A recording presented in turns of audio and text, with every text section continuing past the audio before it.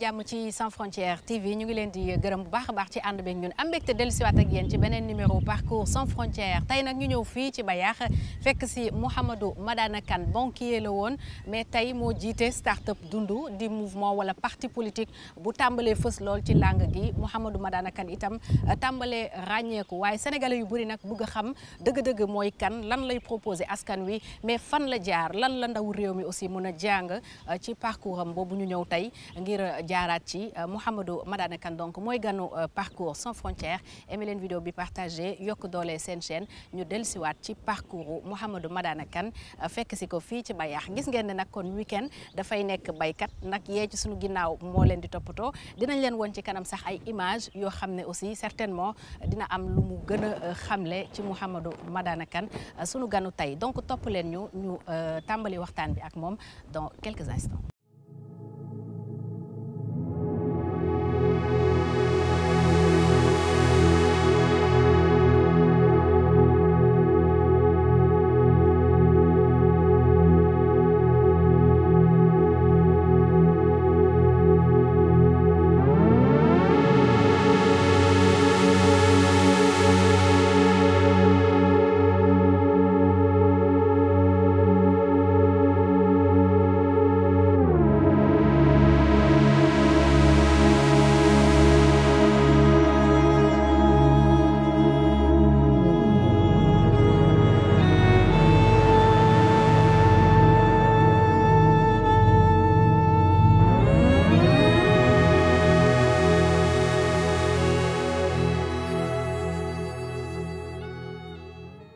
après tool yi Mouhamadou Madana Kane dellusi na nekk ni ñu ko xamee woon ñu ngi lay nuyu di am mbégte lool dalal la ci parcours Sans Frontières. maa ngi lay fay di la remercier ci déplacement bi nga def pour fekk si ma fii pour ñu mën a def entretien bi. fii ci Bayax la ñu la fekk tey endroit bi lan lay signifier pour yow. waaw endroit bi de mooy endroit boo xam ni su ma bëggee féex noppale ko tuuti après ay semaines yoo xam ni xëy na tukki naa wala liggéey bi xaw na tar tuuti ma ñëw fi week-end ànd ak xale yi tool la boo xam ni fii lay bu may exploité depuis 2016 yàlla def nag ma am fi aussi bërëb noppalukaay donc loolu moo ma fii indi pour donc signification bu am solo la am ndax noppalukaay la moom ay endroit la mooy réfléchir aussi su ma amee ay décisions yu ma war a jël aussi fii laay ñëw su ma amee lu may bind tam fii laay ñëw ba pare tam xale yi ñoom fii moom daf leen neex lool donc souvent donc loolu moo ñu fii indi. da ngay bay. waaw damay bay tuuti en tant qu'amateur ndax tool bi ma ko jëndee dama ci tàmbali clôturer après commencé di ci bay maraîchage di def aussi arboriculture fruitière mooy ay papaye ay mango ak yu mel noonu waaye di def maraîchage aussi boole ci tuuti élevage aussi comme ni nga ko gisee sànq. alors tey gis nañu facette bu bees ci yow mooy facette baykat cultivateur même bu dee amateur nga mais on se demande aussi ban personnalité moo nekk ci ginnaaw Madana Kane homme public kan mooy Mouhamadou Madana Kane. waaw boo gisee sax am mbirum mbay yooyu neex moom parce que ci laa judd.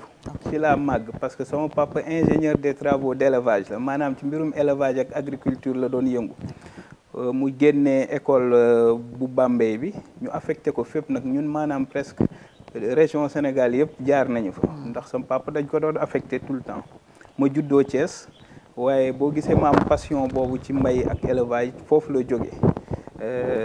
donc facette Madana Kane homme public boobu mooy nit ku simple koo xam ni xëy na ci loolu lañ ko yaree ci simplicité yàlla def nag ñu doon tey homme public maanaam sax mën nañ jàpp ne mosuñu xalaat ni dinañ nekk homme public parce que nit ñu yaree on est un peu conservateur nekk ñoo xam ni xëy na li ñuy nëbbatu moo ëpp li ñuy feeñ waaye yàlla def nag fonction yi ñuy avancé nekk am ay poste yu xaw a kawe loolu moom mënatoo moom sa bopp nit ñi noo def ñu xam la ñoo def nga feeñ tam waxi noppi nag boo duggee ci politique donc yàlla def donc facette boobu mooy nit ku simple boo xam ni bëgg famille parce que man boo mu gisul sama kër fekk ma sama kër yaay bu ma fekkul sama kër yaay fekk ma sama kër ay këri goro wala fii donc maanaam bëriwuma lu may dox donc bëgg lu simple daal. bëgg lu simple alors est-ce que loolu dafa am lu ko jur ci ni ñu la yaree ci environnement bi nga màggee ci sa enfance wala nature la rek bu nekk ci yow. ñaar yëpp la parce que nit ñu yaree nii ñun kër famille bu mag lañ donc des 4 côtés ñun suñu kër bi ma nekkee xale ba bii ma màggee ba sama papa sama waajur bu góor li mu dund suñu kër presque xanaa chaque jour ay dizaine de personnes ñoo fay yendu di fa fanaan donc kër boobu kër yoo xam ne dafa ubbeeku ñëpp xaj ñëpp bokk ci donc ci loolu lañ ñu yaree donc ñu màgg ci loolu ba pare aussi suñu parcours xamal ñi ni nit daal da ngay oyof moo tax ci loolu la ñuy yëngu foo ñu fekk tam ñu ngeeg nit ñi la famille c'est très important ci ñun samedi boo gis suñu kër sama kër yaay la ñuy yendu ñun ñëpp kër gi yëpp famille yëpp foofu la ñuy dajee dimanche yi yenn saa ñu ñëw sama kër donc dañuy fexe daal tout le temps ak famille yi ak xarit yi ak mbokk yi di daje donc ci loolu la ñu yar ci loolu la ñu màggee moo tax aussi boo demee tam ba yàlla may la yenn nombal tànk yi wala nga am yenn parcours yi aussi da ngay bëgg bokk ak ñëpp bokk ak sa famille ñii nga màggandool ñii nga yarandool say xarit donc ci loolu la ñu juddoo waaye tam ci loolu la ñu màggee ci loolu la ñuy wéyal tam boobu ba tey. yooyu mooy valeurs yi ñu leen yaree te ba léegi nga continuer di ko porter mais lu la gën a marqué ci ni nga màggandoo sa famille ci sa jaar-jaar ci sa xale sa màggu Thiès yan nga ci gën a jàpp yan moment ñoo la ci gën a marqué. waaw moment yi moom bëri na trop waaye moment yi ma ci gën a marqué mooy man dama juddoo Thiès. waaye màggee fa tam. waaye après nekk Tëngéej nekk Mbuur topp sama papa ak sama yaay nekkoon commerçante waaye li ma gën a marqué defe naa ci sama ndaw mooy ba ma nekkee élève sama yaay nekk commerçante comme ni ma la ko waxee week-end bu jot moom lay ànd liggéey ak moment yooyu nga xam ne dama doon ànd ak moom muy jaay di dem ci luuma yi di dugal ay bagages ci camion yi di dem ci luuma yi ay Bambey ak feneen wala ma dem toog ca magasin am ca Grand Yoff di ko jaayal vendredi samedi dimanche su ma wàccee vendredi samedi moom moo may yee sax ne ma tey yow yaa may liggéeyal yow yaa may xëyal maay dem ubbi ak ay ouvrier ak ay commerçant loolu xam naa maa ngi def ay 4e maa ngi am ay 14 15 ans ba 13 14 15 ans ba 18 ans ba may am bac di génn réew mi loolu laa doon def donc week-end bu jotee luuma ñooy am ak sama mag yi ñooy ànd dem ci marché yi waaye samedi dimanche bu ma demul maay dem xëy ca boutique am ba Grand Yoff di ko jaayal donc loolu ay moment yu ma marqué la waaye budul loolu aussi temps nawetaan dem Thiès football naa fa cadet Tëngéej foofu laa defee école football donc yooyu yëpp ay moment d'enfance la yoo xam ne danga koy fàttaliku mu doon ay moment yu la marqué jàng alxuraan parce que ñun vacances comme nii sama papa daawuñu may jàmm suba ak ngoon comme ñun dañ doon jàng école dugguñu daara dem di jàng ci daara comme nit ñi nañ ko def ba pare ñun dañ ko doon booleeg école bi donc il était exigeant semaine bi da ngay gis chaque mercredi samedi dimanche dañuy jàng tuuti waaye bu vacances jotee suba ak ngoon dañuy jàng donc loolu aussi mu doon ay moment yoo xam ne ci sa enfance da lay marqué bi nga nekkee xale donc peut-être bëggoon nga nekk footballeur wala leneen am na yeneen profession yu nekkoon sa xel lu dul tey fonction yi nga jot a occupé. man kay footballeur laa naroon doon football nar na yàq sama jàng football nar na yàq sama jàng man parce que école football dama ko def nekk école football Thierno Youm te Tëngéej après dem école football Médiour football foofu jóge fa dem Dakar dugg tuuti Aldo Gentina après dugg Yego football naa ba cadet ba junior Yego maanaam bi ma amee bac tam nara dem France naroon naa fa nekk centre de formation football nar na yàq sama jàmm mais sama papa moo ma tere sama papa benn instant moo ma ne bàyyil football am na je me rappelle en 97 98 ñu war a football benn championnat Tëngéej final ñu war a football man ma war a football sama papa le lendemain wala le surlendemain la ñu waroon déménager dem Dakar paa bi ne ma déedéet équipe bi yëpp ñëw kër ga ne entraîneur bi ne il faut que mu ñëw ànd ak ñoom foofu sama papa ne ñett noonu final bi footballu ma ko waaye bii gars yi amee coupe bi ñëw sama kër après ñu toxu Dakar ma ñaan paa bi mu may ma dugg nag ci centre de formation yooyu ba bac naroon naa dem defi ay test à l'étranger football yi ak yooyu yëpp paa bi ne ma déedéet léegi daal lu ma bëgg mooy nga jàng nga topp sa bac boo amee bac nga dem nga continuer sa jàng bàyyil ma football bi noonu daal laa bàyyee football naroon doon professionnel waaye mujj doon amateur. alors moom moo la defloo droit wala yow yaa ko choisir. non man droit bi dafa ñëw man science politique laa bëggoon def parce que bi ma nekkee terminal dama demoon yendu ji sama benn kër maam mu nekkoon professeur Moustapha woon dugg foofu gis benn livre bu mag de droit international public ak science politique ma ne ah man de su ma amee bac kon science politique lay def loolu j'étais en première ou terminale yàlla def biñ nekkee terminale ñuy wut ay préinscription France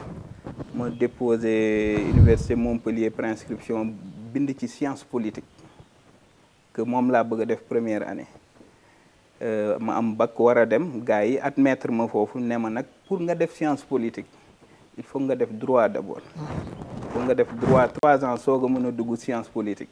ci noonu laa demee après France def droit 3 ans amoon choix nag dem science politique ma ne nag mujj gi ma dem defi droit international donc droit bi noonu la ñëwee à la base science politique laa bëggoon def mais droit laa mujj def parce que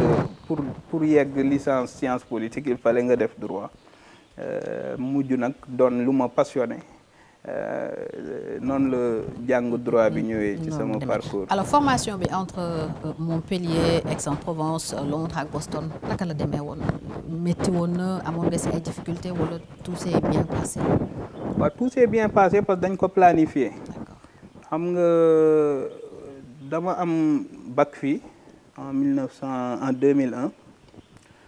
ma am bac am bourse parce que j'avais eu la mention bien au bac. bokk ci boobu xaw ma nag ndax ba tey loolu la mais booba boo amee bac mention bien wala très bien bourse automatique la à l'étranger maam bourse de mérite dem Montpellier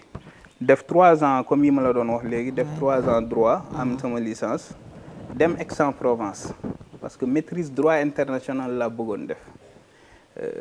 comme amul woon Montpellier ma mujj dem Aix-en-Provence bi ma demee Aix-en-Provence nag chaque week-end dama Montpellier laa dëkkoon mais damay jàngi semaine bi jël fa chambre universitaire week-end bu jot mu ñëwaat Montpellier parce que dama amoon liggéey ci restaurant donc ci week-end bi laa doon liggéey pour compléter ak sama bourse di liggéey donc semaine bi ma dem Aix-en-Provence jàng week-end bi vendredi soir ma jël train ñëwaat Montpellier liggéey vendredi soir samedi dimanche soir ma delluwaat moom. loo doon liggéey ci restaurant bi. man kay lépp def naa ko raxas ndab def naa ko jàng naa tuuti pizza yolo aussi nu ñuy defee ay pizza ak yooyu yëpp donc ci restaurant pizza bu ñu tuddee pizza papa laa nekkoon. donc di fa liggéey donc ba am sama maîtrise Aix-en-Provence nag yàlla def bi ma amee maîtrise au mois de juin ma déposé stage Nations Unies New York. ñu tontu ma bureau des affaires juridiques jël ma stage de 3 mois. nga nekk fa conseil juridique. ma nekk fa stagiaire au département juridique. En tant que voilà stagiaire au département juridique section des traités. donc ñi nga xam ne traités internationaux yi ñuy signé ak yëpp. foofu lañ koy xaatimee foofu lañ koy defaree. donc ma dem fa def fa 4-5 mois New York donc bi ma amee maîtrise. enchaîné dem New York def fa 4 mois bi may dem tam loolu affaire bu doy waar mbiru yàlla parce que bi may dem aw ma fu ma dëkk. da ngay jógee foofu di dem bi may jógee parce que dama am stage Nations Unies ma ne stage Nations Unies bureau des affaires juridiques ko fi anaan nekk fa nga am chance di ko gis chaque jour aw ma fu ma dëkk mais ma ne naa dem rek. amu fa mbokk amu fa xam ba may dem daal aw ma woon moom yëgal naan sama papa damay dem am naa stage mu ne ma demal rek yàlla na ci def sutura. ma jënd sama billet dem ba bis bi may dem ci la sama papa fàttali ko am na fa benn mbokk mu woo ko ne ko Madana de day ñëw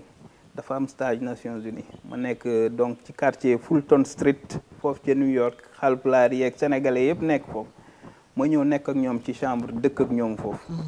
donc foofu laa nekk pendant 4 mois ñu dalal ma foofu toppatoo ma nekk ak immigré yi sénégalais yi di yeewu di jël train di dem Nations Unies liggéey su ma wàccee nekk ak ñoom di reerandoo di añandoo di toggandoo lépp week-end yeeg yooyu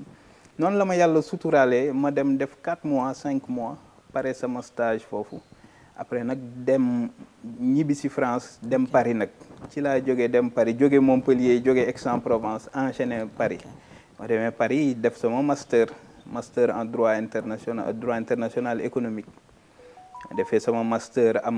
nekk major de promotion mu tombeek sama bourse état du Sénégal di jeex parce que booba 5 ans lañ lay may waaye bi ma paree bourse ba rek yàlla def ma nekk major de promotion gouvernement français may ma bourse d'excellence bourse de thèse pour ma engager sama doctorat donc 2006 ba 2009 ma nekk di def sama doctorat foofu am bourse nekk aussi enseignant à l'université foofu en tant qu'assistant. Alors parcours boobu li muy gudd jeune nga woon encore parce que bi ngay am doctorat yaa ngi amoon à peine 30 ans. c'est ça ba li ma lay wax yëpp ba master ba bi may jógee Nations Unies di ñibbi si Paris pour commencer sama master ba may am master j'avais 24 ans. Ok loolu lan la représenté woon pour yow en ce moment. waaw lu bëri parce que comme ni ma ko waxee sama papa dafa bëggoon kuy jàng. et xam naa ni moom dafa miser woon lu bëri ci man bañ naa ko ba ma nekkee li may jàng yëpp première année université ba bac+5 ba bi may am master devoir bu ma def wala note de contrôle continu wala de travaux dirigés bu ma def dama ko koy envoyé copie bi temps ay fax moo amoon ay fax dama ko koy faxé ci saa si ci kër gi dañu amoon fax donc su ma génnee rek damay dem si bu ma amee sama première note bu ma jot damay dem faxé ko envoyé ko il s'intéressait lire xam li ma bind xam note yi daf la doon topp donc daf ma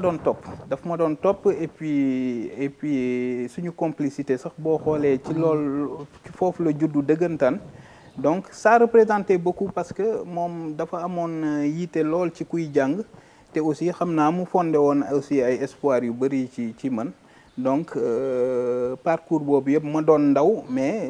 dama doon ñafe pour moom mu bëgg ci man. donc c'était quelque chose de très fort. oui. donc ko bëggoon a jox fierté boobu. voilà alors sa parcours universitaire surtout à l'étranger. lan moo la si gën a marqué certainement ay problèmes ñàkku ci ay moments yu métti. waaw léegi parcours universitaire bi nag ba ni ma la wax mooy parcours classique bi. parce que ba bac+5 ni ma la koy waxee après ma am bourse de thèse nekk def sama doctorat ba 2009 maa ngi ci parcours juridique. di def droit. 2009 ma pare.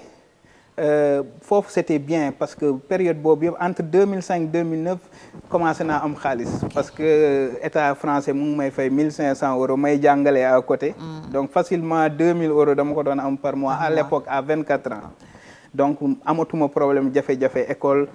jafe-jafe kër parce que France ku ko xam foo xam nu mu demee xam ni que nga am logé wu rek c'est difficile donc toutes les premières années ont été difficiles ngay dem di raxas ndab di dem pour fayeeku pour am loo mais à partir de 2005 ba 2009 c'était bien parce que maa ngi fayeeku donc j'avais plus de difficultés mais bi ma 2009 bourse de thèse bi jeex pareeguma sama thèse yàlla suturaal ma encore fekk maa ngi Saint-Louis University dans le Missouri parce que ci thèse bi dama demoon def benn séjour de recherche à Saint-Louis University seen centre de droit international fin période boobu ma ne comme sama thèse bourse de thèse léegi mu jeex il faut que ma wut solution c'est soit ma continuer ci enseignement et là y a pas de problème wala ma commencer wuti expérience professionnelle pratique ma postuler nag Banque islamique de développement à Jeddah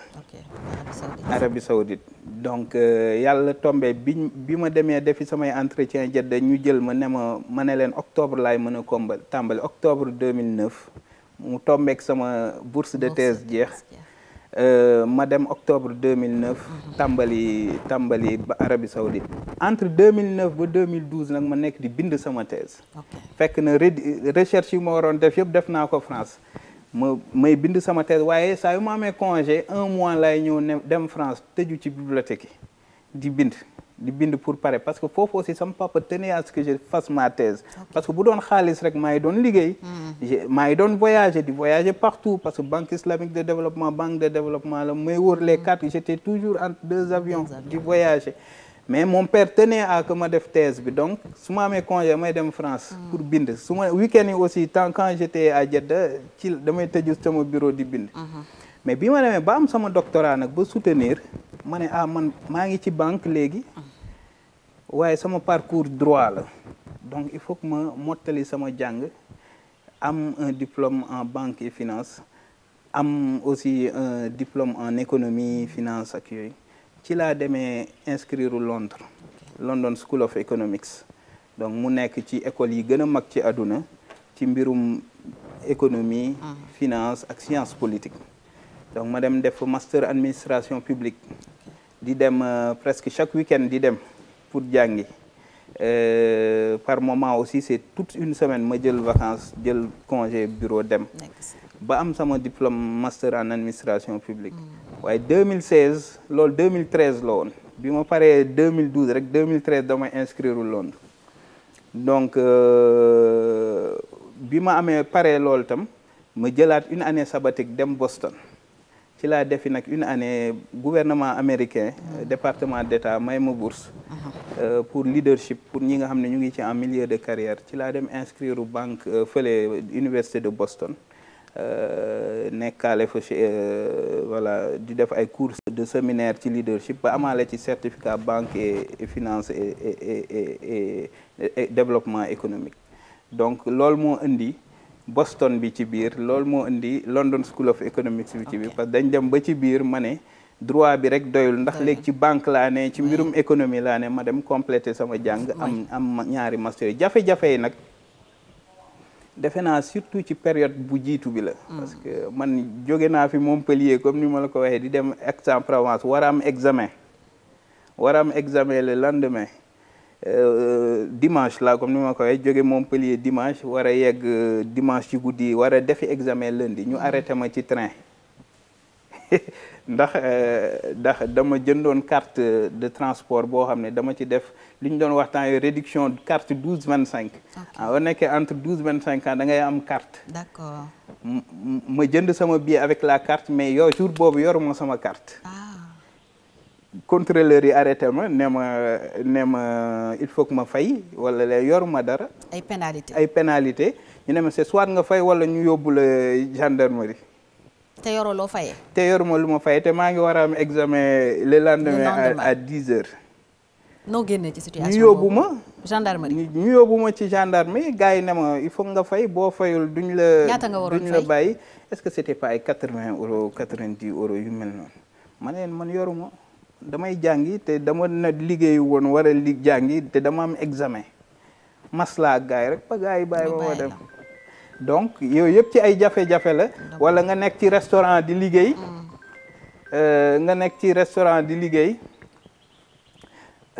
mu leer la ni lii du sa yoon parce que yaa ngi toog di raxas ndab gars yi di serveurs yi di ñëw di la sànni assiette yi ngay dugal di kii mais mu leer loolu lépp daf ma doon yokku ngëm-ngëm ci ni lii du sama yoon loolu aussi dafa bokk ci li nga xam ne daf ma poussé ma gën a ñafe ci sama parcours xam naa ñooñu ma doon sànni ndab yi tey bu ñu ma gisee dañ naan kii c'est pas la même personne. alors parcours boobu yan leçon nga ci tiré yan enseignement nga ci jàpp. waaw leçon yi ma ci tiré daal mooy aduna lépp mën na ne aduna aussi gëm sa bopp dafa am solo aduna aussi déggal say waajur dafa am solo. ndax say waajur dina am yu ñu gis yoo xam ne yow doo ko gis xëy na su ma toppoon carrière footballeur talent bu ma mënti am mënoon naa bañ a réussir parce que gis nañ fi ay joueurs yu bëri yoo xam ne am nañ talent man ñu ma bokkaloon temps yooyu ay génération ngay gis ñu bëri man mësuma gëm ni ñooñu duñu percer ci football waaye mujjuñu percer donc yàlla le fait que sama papa xaj ma boobu metti woon na lool que mu football waaye dama jàpp ni que finalement tey moom xëy na am na lu mu doon gis lu ma dul gis donc ba tax na tey ji nii maa ngi liggéey sant yàlla am benn stabilité boo xëy na xëy na mënoon naa bañ a am loolu su ma continuer wul woon jàng donc beneen leçon mooy xëy na déggal say waajur bàyyi xel en tout cas ci li ñuy wax ba am na yenn ay ak résilience ndax àdduna dara yombul te aussi lii américain yi di wax aussi sky is the limit nga xam ni nit dara tëwu ko lii nga bëgg mën nga ci yegg waaye il faut nga ñafe il faut nga gëm ko il faut nga ñafe il faut nga muñ sax defe naa ci alxuraan la jiitu ci suñu diine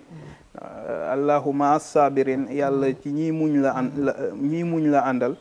donc voilà muñkat yi la àndal voilà muñkat yi la àndal donc dafa am solo muy valeur de résilience muñ déggal say waajur ñafe gëm sa bopp defe naa parcours bi yooyu yëpp comme New York bi ma la koy wax maa ngi dem waaye xaw ma fu ma dëkk amoo foo dëkk temps yooyu dégguma anglais wala li ma ci dégg tuuti la nga war a yegg ci réew boo xam ne lu mel ni New York dëkk boo xam ne amoo foo dëkk mais gëm ni que yàlla moo ma may ma am stage donc war naa dem yàlla suturaal ma am fu ma dëkk mujj gi donc yëpp valeur yooyu daal laa ci xam ne nga ci jàpp très bien noo jógee banque islamique de développement ñëw ci banque islamique du Sénégal BIS waaw bi banque islamique de développement xam nga dama fa nekk de 2009 comme ni ma la ko waxee sànq ba 2020 mais 2 ans yu mujj yi sax 2018 2020 Maroc lañ ma affecté woon ma couvrir zone bi yëpp ci mbirum droit ma nekk le conseiller juridique en chef des affaires de la banque ci zone bi ci période boobu tam ma nekk Maroc même bi ma nekkee Jeddah banque islamique yi nekk Afrique de l'Ouest am ay jafe-jafe muy Niger muy Sénégal Sénégal sax moo ci tane woon muy Guinée muy Mauritanie yooyu yëpp am ay problème ñu ne dañu soxla juriste pour mu nekk dem siéger ci conseil d'administration banque yooyu donc à partir de 2018 ñu affecté ma ma nekk membre du conseil d'administration banque islamique bu Guinée ak bu Niger nekk aussi observateur ci banque islamique bu Sénégal parce que réunion yëpp ñoo doon même semaine bi lañ doon defandoo réunion ñetti banques yëpp donc ñu affecté ma nekk di siéger ci conseil d'administration yooyu donc de 2018 ba 2020 ci période boobu ñu war a remplacer directeur général banque islamique bu Sénégal temps yooyu waaye pendant 2 ans saa ñu ko waree remplacer fekk processus bi jàllul wala am na en tout cas musuñu nommé directeur général 2020 jot l'état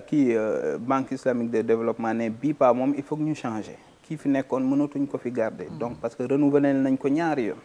donc il faut que ñu wut koo xam ni mën na gérer xam na banque yi pour ñu mën ko nommer mu diriger banque islamique actionnaires yi waxtaan actionnaires yi banque islamique de développement secteur privé bi état du Sénégal ñu waxtaan ñu tabb ma ne ñun daal ci liñ fi gis ci ay bataaxal yu bari ñu bind Madana Kane daal dañu gis ni moom la ñu war a jox banque islamique. donc nekkul woon candidat pour diriger la banque. à la base j'étais pas candidat pour diriger la banque parce que j'étais fonctionnaire international. mais actionnaires yi ñoo waxtaan ne Madana Kane la ñu bëgg moom ñu proposer ko département bi koy toppatoo fële ca Jeddah bind président BID de l'époque ne ko ñun daal ci liñ fi gis dañu bëgg a recommander Madana Kane pour mu nekk directeur général. après état du Sénégal tam bind à l'époque ne ñun amuñu ci objection secteur privé tam bind ci ne amuñu ci objection ci noonu le conseil d'administration le 24 janvier 2020 ci la ñu réunir nommé ma nag ma jóge Maroc commencé ñibbi si fii tàmbali le 1er avril 2020 ci noonu laa ñëwee ci direction générale banque islamique du Sénégal. banque islamique du Sénégal am na foo ko fekkoon am na foo ko yóbbu mun nga ñëwaat ci résultat yooyu nga fa def. waaw di sant yàlla loolu moom mbiru yàlla la parce que bi mu ñëwee 2020 avril 2020 laa tàmbali ñu nekk en pleine crise Covid bi di tàmbali ma ne man daal maa ñàkk chance ñu jox la banque boo war a diriger boo war a redresser parce que amoon na ay problèmes yu bëri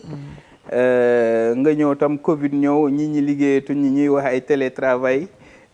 économie bi doxatul dara lépp taxaw mais ma ne nag ci crise boo gis opportunité mu ngi ci. bien sûr ma ne kon période bi il faut que ma xool ban opportunité laa mën a saisir ci laa ne nag c'est l'opportunité de mettre en place un plan de transformation du business model de la banque. Donc ci 6 mois ma tëral ay groupe de travail ci biir banque bi ma ne nag plan boobu du ma ko jox consultant du ma ko jox kenn ci biir banque bi laa koy liggéey ma créé ay groupe de travail ñu liggéey ci plan bi ci domaine yëpp pour que banque bi nekk conforme islamique parce que à l'époque ñu bëri dañ naan banque bi du islamique te effectivement am na lu bëri lu ñu doon def loo xam ne muy revenu yi muy financement yi xalaalul woon comme man nag sama parcours yëpp ci finance islamique la jedda donc ma amoon ci tuuti xam-xam ñu tëral benn programme de transformation pour que banque bi conforme islamique. Donc premier résultat bu nga xam ne man dama ci am mbégte lool ci banque mooy le fait que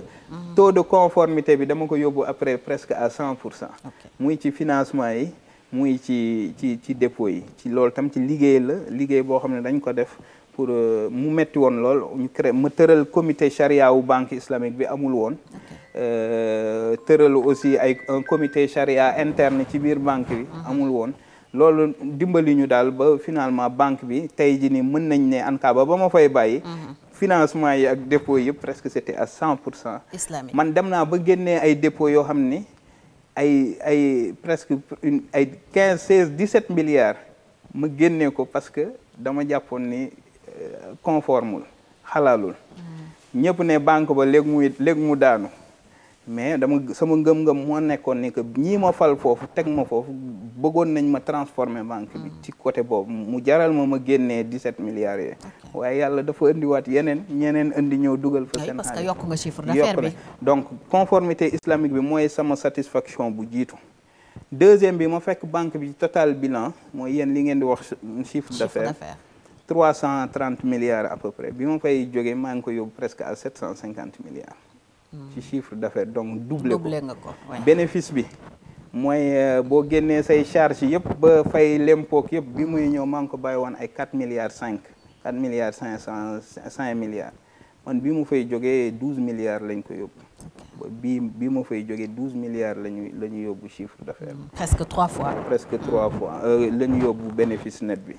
ak loolu tam mu doon satisfaction agence yi nombre d'agence yi ñu yokk ko presque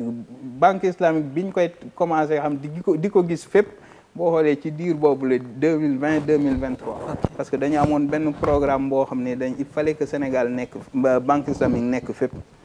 Dakar ñu yokk agence yi banlieue bi ñu yokk ko agence yi ngeen gis yu bees yu bëri presque ci diir boobu lañ ko kii yow am aussi benn programme pour capitale religieuse yi ne Touba Ndiassane Tivaouane ba Madina Gounass yóbbu naa fa agence banque islamique ci programme capitale te xalif boobu musul bëgg banque waaye dama dem ba convaincre ko mu nangu ñu ubbi fa banque islamique donc loolu aussi ni mu doon sati mais personnel bi aussi ñu yokk personnel bi bu baax a baax yokk avantage yu personnel améliorer seen condition de vie parce que man dama mës a gëm ni que boo bëggee entreprise bi performant il faut nga bàyyi xel sa personnel te vraiment man dama ci gis résultat yi parce que motivation bi après mu ngi fi woon ba yàlla def na ñoom bu ma fa nekkul sax ci benn agence ñu war a servir benn client dinañ xalaat ni ma daanaka DG lii la bëgg su doon mu ngi fi nii la koy bëggee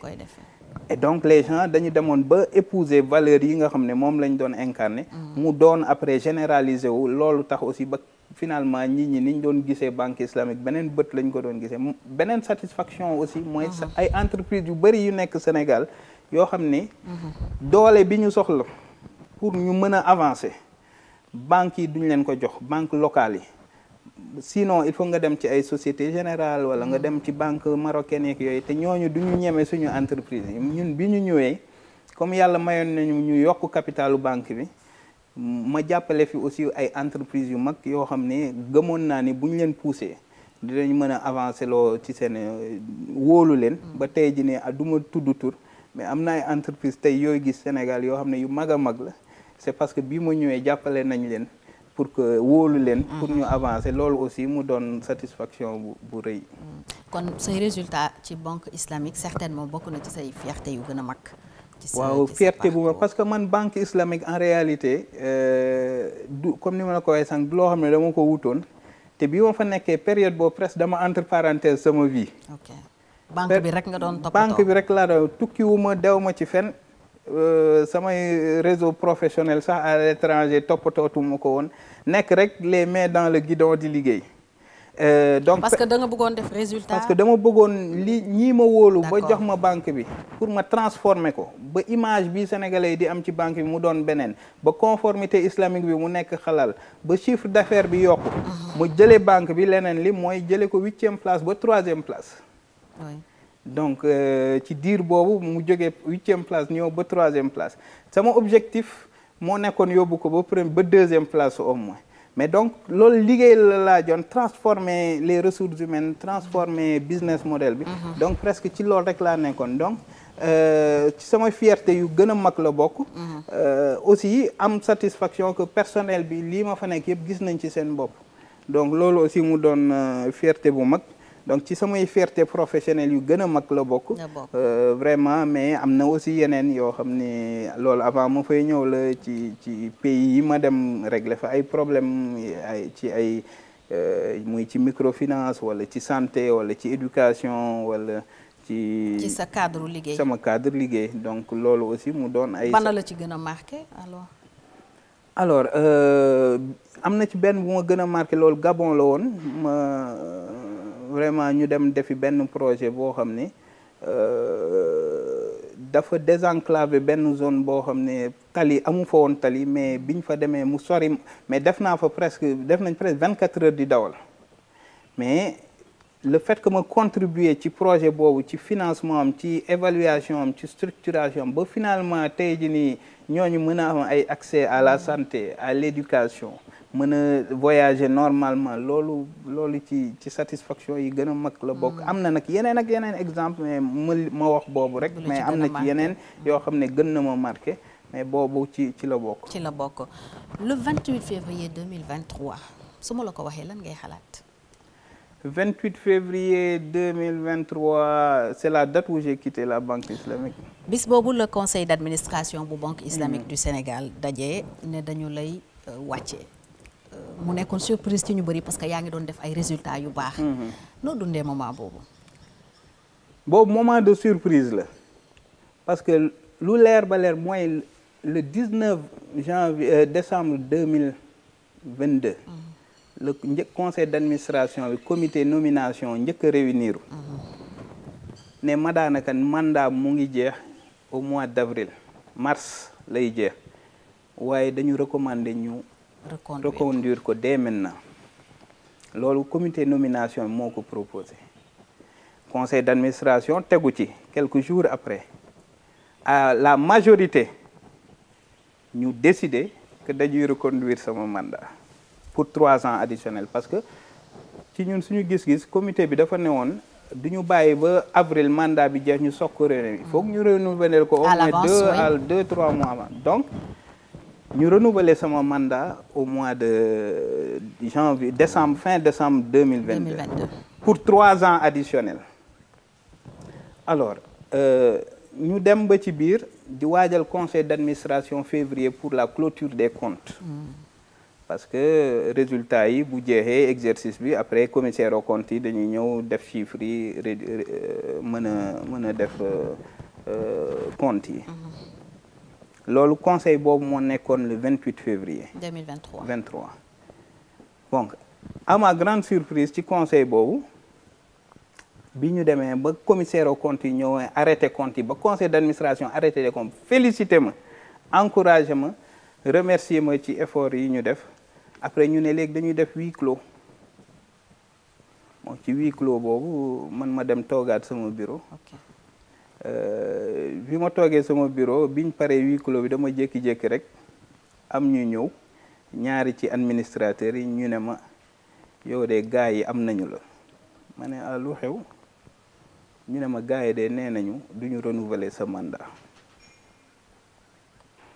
malgré le fait que conseil bi entériné woon na loolu léegi parce que lu xew parce que ñun bu conseil décidé dara après ci diggante bi la ñuy circulariser PV bi. D'accord. bu ñu circulariser PV bi conseil bi ci tegu ñu valider ko. D'accord. Pour su amee ay amendement. waaw pour su amee ay amendement donc ci diggante bi entre janvier 2023 ak février 2023 circulariser nañ PV bi. am kenn ci administrateurs yi bu bëggoon changer décision bi. yeneen administrateurs yi ñu ci bëri bind ne loolu mënul ne décision bi jël nañu ko. donc mën nañu modifier telle chose waaye bu ñu demee jour conseil bi ñu valider ko donc jour conseil bi ñu def huis clos bi mu ñibbisee bi conseil bi jeexee am ñu ñëw ci man ne ma gars yi de am nañu la léegi nee nañu duñu renouveler sa mandat. noo dundee moment boobu. moment bu metti la parce que doo liggéey li nga liggéey yëpp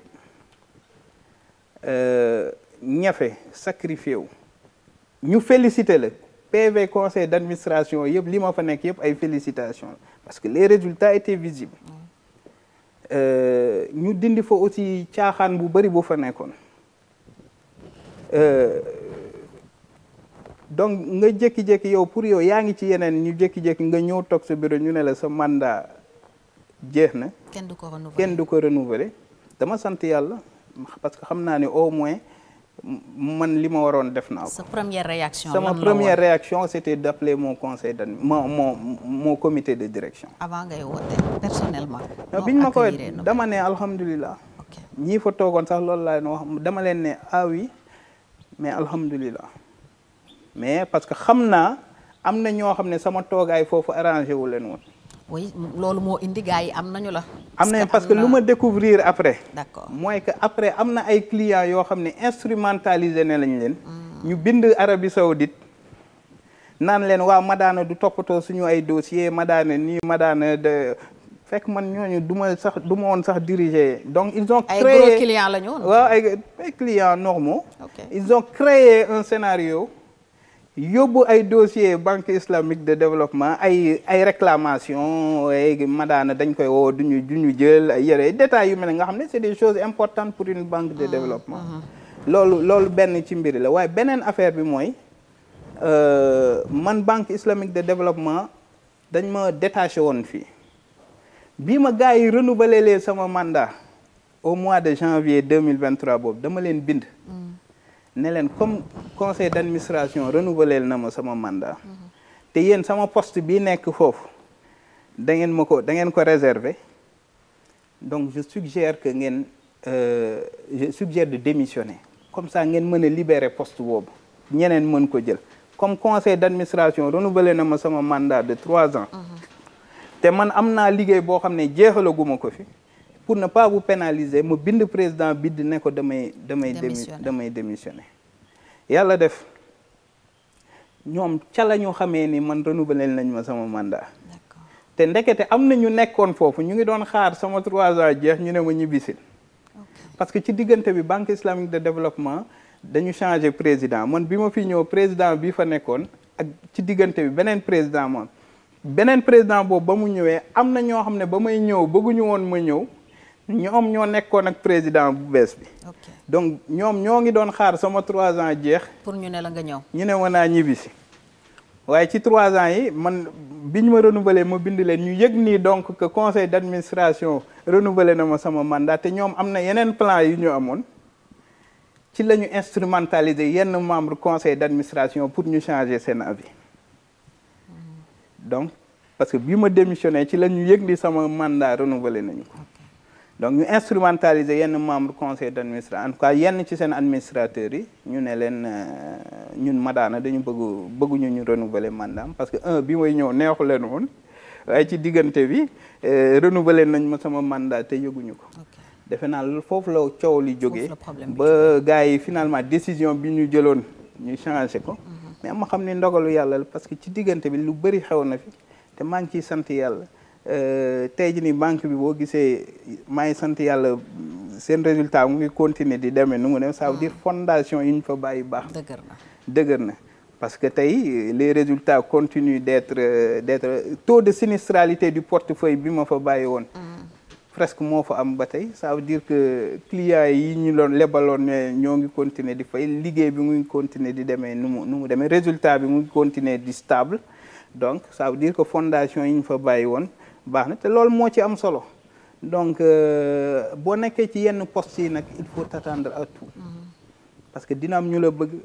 am ñoo xam ne da nga leen xañ seeni ay affaires yu ñu doon def am ñoo xam ne lii nga bëgg a jubal arrangé wu leen am ñoo xam ne leneen ak leneen ak leneen donc ñu bëri pexe yi man nag j'étais naïf parce que pendant tout ce temps comme j'ai dit j'avais les mains dans le guidon.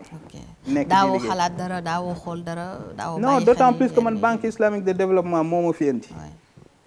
mais bi ma fi indi am na ñu mu fi jëlee donc ci diggante bi man maa ngi liggéey ñuy gis résultats yi pour man les résultats sont là tout se passe bien mais ndekete xëy na sama succès am na ñu mu arrangé wul woon am na ñoo xam ne ñu ngi doon ne am Madana moom du ñu fexe mu toogaat 3 ans bu jeexee day mais man loolu xalaatuma ko parce que maa ngi jàpp ne liggéey bi ñu ngi koy doxal. donc c'est clair que jóge bi nga fa jógee surprise la mais à l'instant T da nga jàppoon ne sa ascension maanaam yéeg bi nga yéeg moom la ñu dagg wala amoon na beneen conviction boo am malgré que amoon nga une surprise désagréable. non bi affaire bi amee surprise bi mooy comment ça peut être possible. Qu'est-ce que j'ai pu faire.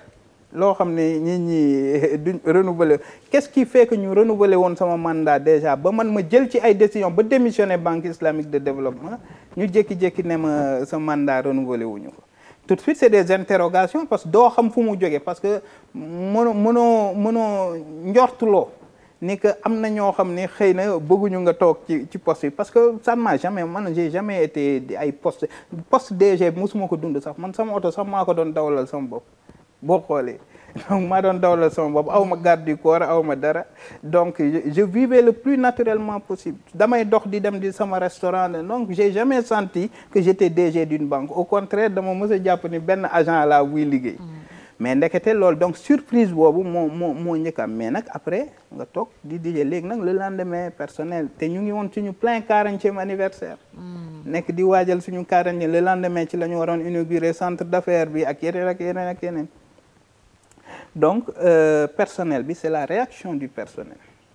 le lendemain gars yi mobilisé wu sitting yi ne kii du fi jóge découragé woo woon moment boobu non si j'étais découragé mais xam nga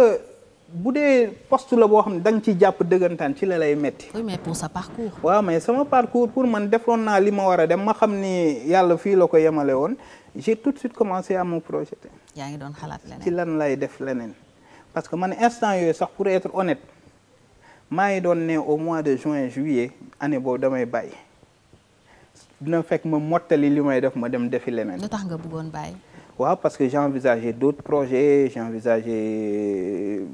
de travailler dans d'autres domaines j'envisageais même éventuellement de faire la politique. ah mi ngi woon sa xel. mu ngi doon temps maa ngi ko doon mûrir maa ngi ne peut-être su ma dinaa engagé politique au niveau local wala leneen ak leneen. donc je me disais parce que poste bu stressant la woon. amoon naa mission dama ne woon su ma defee sama mission ba pare damay dem. yàlla def je me donnais un délai de quelques mois de plus pour pare pour ne banque bi li ngeen ma indee woon banque islamique def naa ko. donc maa ngi dem j'ai jamais été dans la logique de toog li ak donc affaire bi mu amee dama ne xëy na. lii mooy li gën ci man metti na ma nag lool ba am na lu ma ci bind dinaa ko génnee lu yàggul ci sama histoire banque islamique ci moment yooyu nu ma ko def am na lu ma ci bind jour boobu mais jour bi affaire bi amee toog na entre le 28 février ba parce que après dañuy defaat beneen conseil d'administration parce que 28 février bi amee conseil BCEAO dañu ne lii mënoo leen ko renouveler ba pare léegi jékki-jékki donc il faut ngeen defaat beneen conseil d'administration jël décision boo xam ne parce que mënuñu am ñaari décision yoo xam ne entre période boobu ak beneen conseil bi bind naa ci lu bari loo xam ne xëy na un jour dinaa ko génne wax ci sama sentiment ci moom mais sentiment bi gën a fooroon mooy de fierté sentiment aussi de jàpp ni que lii yàlla moo ma ko teg mais un peu de déception aussi déception par rapport aux gens parce que ci laa commencé xam après ñi doon manœuvrer yëpp di leen découvrir di gis te ñooñu ñëpp boo ay nit yu la jege woon ay lañ nit yu ma jege ñoo xam ne dama leen dimbali ñoo xam ne dama leen pousse dama leen bokk naa ci ñi nga xam ne poste yi ñu am sax man bokk naa ci ñiy recommandé ñu teg leen foofu te ñooñu après ñoo mujj nekk ci gannaaw di manœuvrer changer seen décision par ci par là kii wat donc déception ci loolu mais bi ma dellusee sama bopp ci man sama ngëm-ngëm ak sama parcours ma xam ni yàlla bi ma fi indi ci poste bi te xalaatuma ko woon dañ ma ko proposé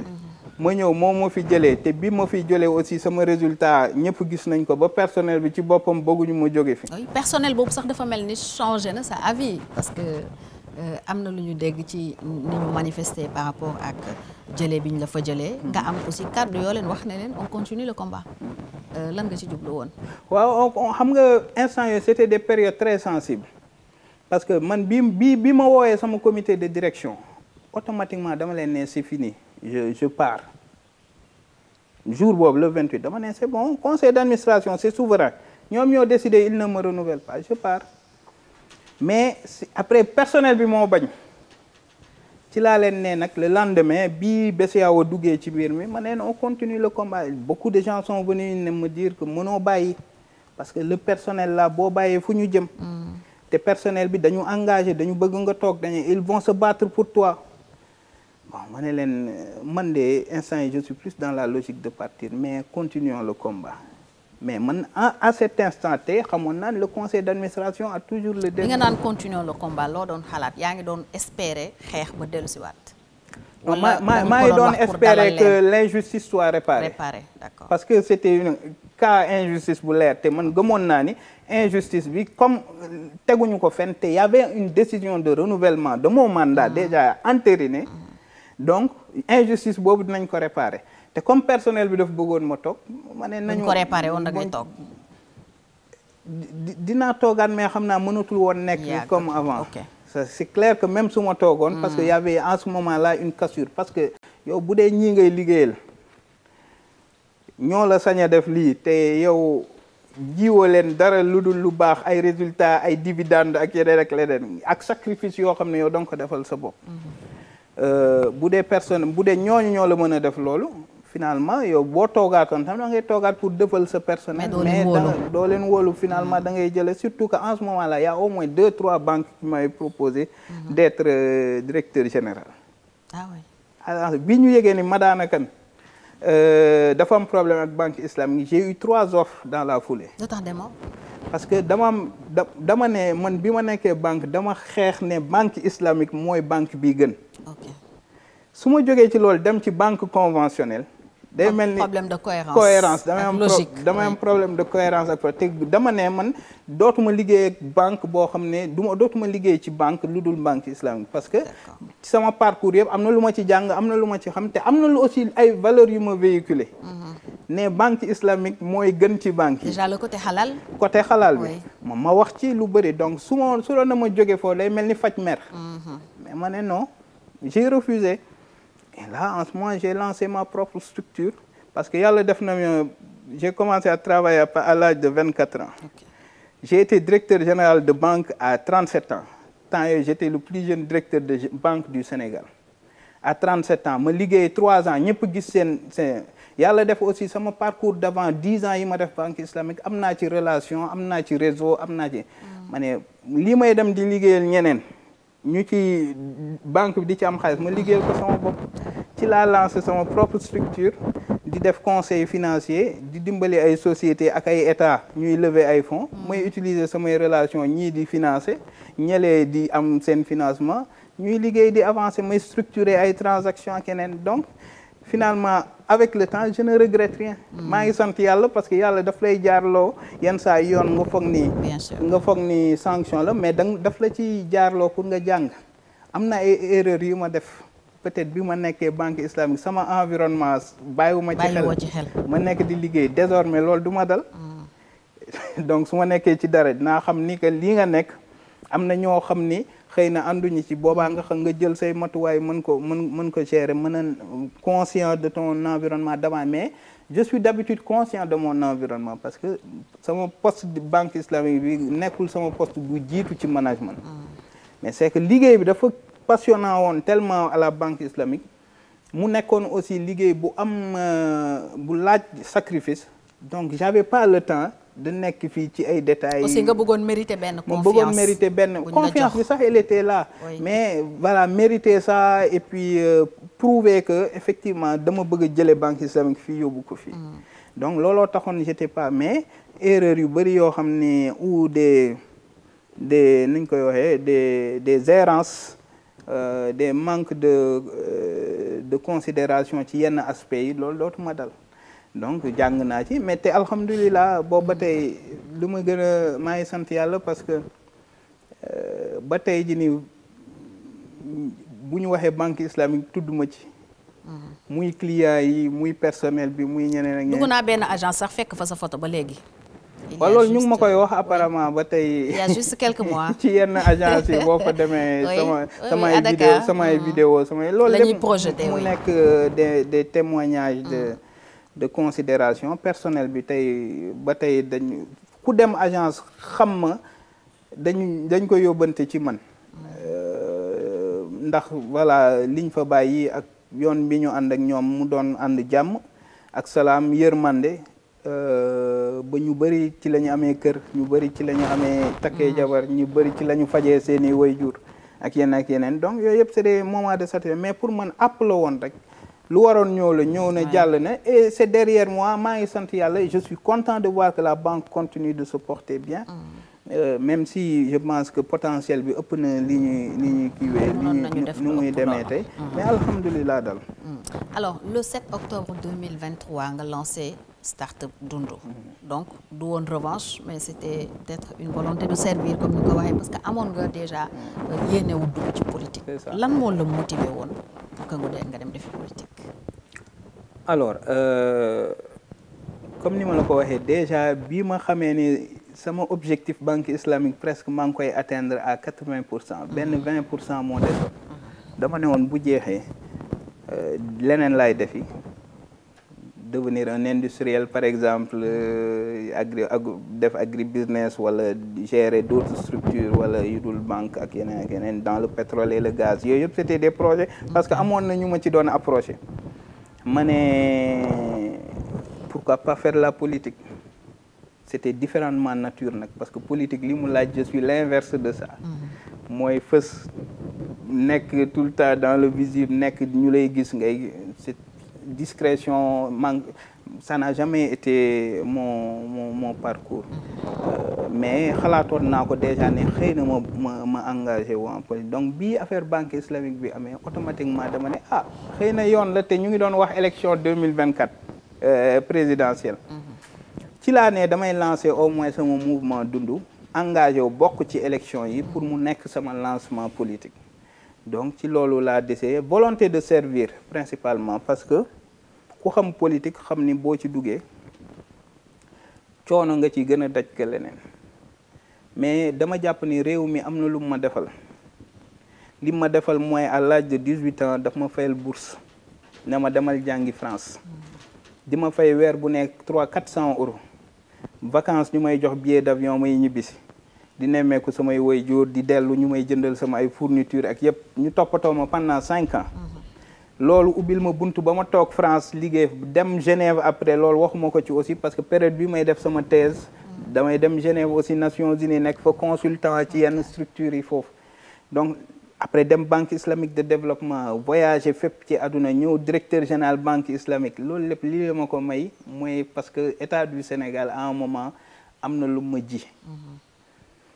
ma jàpp ni que am na lu ma defal sama réew en tant que directeur général de banque parce que am na ay sociétés yu ma dimbali ba tey ji nii ñu ngi contribuer ci fiscalité ñu ngi leneen ak leneen mais ma jàpp ni mën naa defal sama réew lu ëpp loolu surtout que poste bi ma nekkoon damay gis lu bëri boo nekkee directeur général de banque lépp ngay gis parce que tu es au cœur de l'économie tu es au cœur de l'argent da ngay jëflanteeg état jëflanteeg entreprise yi jëflanteeg commerçant yi ñëpp donc boo nekkee ci poste yooyu daf lay permettre ngay gis lu bari ma gis yu bari yu ma neex ma gis aussi yu bari yu ma neexul yoo xam ne xëy na secret bancaire du la ko permettre nga wax mais ma jàpp ne que su ma engagé wu politiquement mën naa indi sama contribution plus que li ma doon indi sama contribution. bi ngay engagé wu lan nga amoon yéene changer dëgg-dëgg ci Sénégal wala indil ko réew lu bari modèle de développement bi modèle économique modèle de développement boo ko waxee yaa ngi wax modèle économique yaa ngi wax modèle de financement de l'économie yaa ngi wax modèle de décentralisation yaa ngi wax modèle constitutionnel yooyu yëpp dafa nekkoon yoo xam ne dama jàppoon ni que war nañ ci mën a changer jeunesse bi ma nekk jeune gis ni ay xëy na man am naa parcours boo xam ne jeunes yu bëri amuñu ko ma jàpp ni jeunes yu bëri xëy na ak sama parcours am na ay coppite yoo xam ne mën naa ko indi yoo xam ni ñoom nañ ci gis seen bopp ci réew mi ma am ci ay expérience yu moo xam ne jot naa ko sax doxal banque islamique ba waa banque islamique gis ci seen bopp ma jàpp ni mën nañ ko généraliser au niveau de l'État gouvernance ñu gis aussi côté gouvernance que am na yu bëri yoo xam ne mën nañ ko indi ci coppite pour gën a mën a servir réew mi waaye mën nañ positionner réew mi aussi à l'international davantage parce que am na parcours bu ñu am relation yi ñu am yoo xam ne xëy na mën na gën a amal njëriñ réew mi loolu lépp nekkoon mbébét pour delloo njukkal sama réew mi nga xam ne lu ma mënti am tey ñoo ma ko defal donc loolu moo nekkoon soubassement wu sama engagement politique dès 2023 lu tax dund waaw dund moom mooy li ma lay wax rek adduna moom loo gis dund la xam nga Sénégal dañu tàmm di jël ay tuddee seen parti yi ay tour yoo xam ni am na contenu certes mais peut-être reflété wul lii nit ñi bëgg te man gëm naa ni nit ñi ak ku mu mënti doon dund moom moo la gënal dund bi nag du lekk rek mais lépp la na nga dund tant que yàlla indi na la sàq la teg la ci kaw suuf dafa bëgg nga dund sama papa un jour dama nekkoon di voyager di dem Congo bi ma jógee banque islamique di réfléchir ci sama engagement politique ma ne nan laa war a tuddee affaire bi ma fàttaliku sama papa waxtaan yi ñu doon am su ma ñëwoon vacances dafa tàmmoon di wax ne nit koo mënti doon ak loo mënti tekki muy nga doon roi nga doon prince nga doon président de la république saa yoo yeewoo suba ba guddi lenn rek la tax a jóg mooy dund. waay li ñuy daw yëpp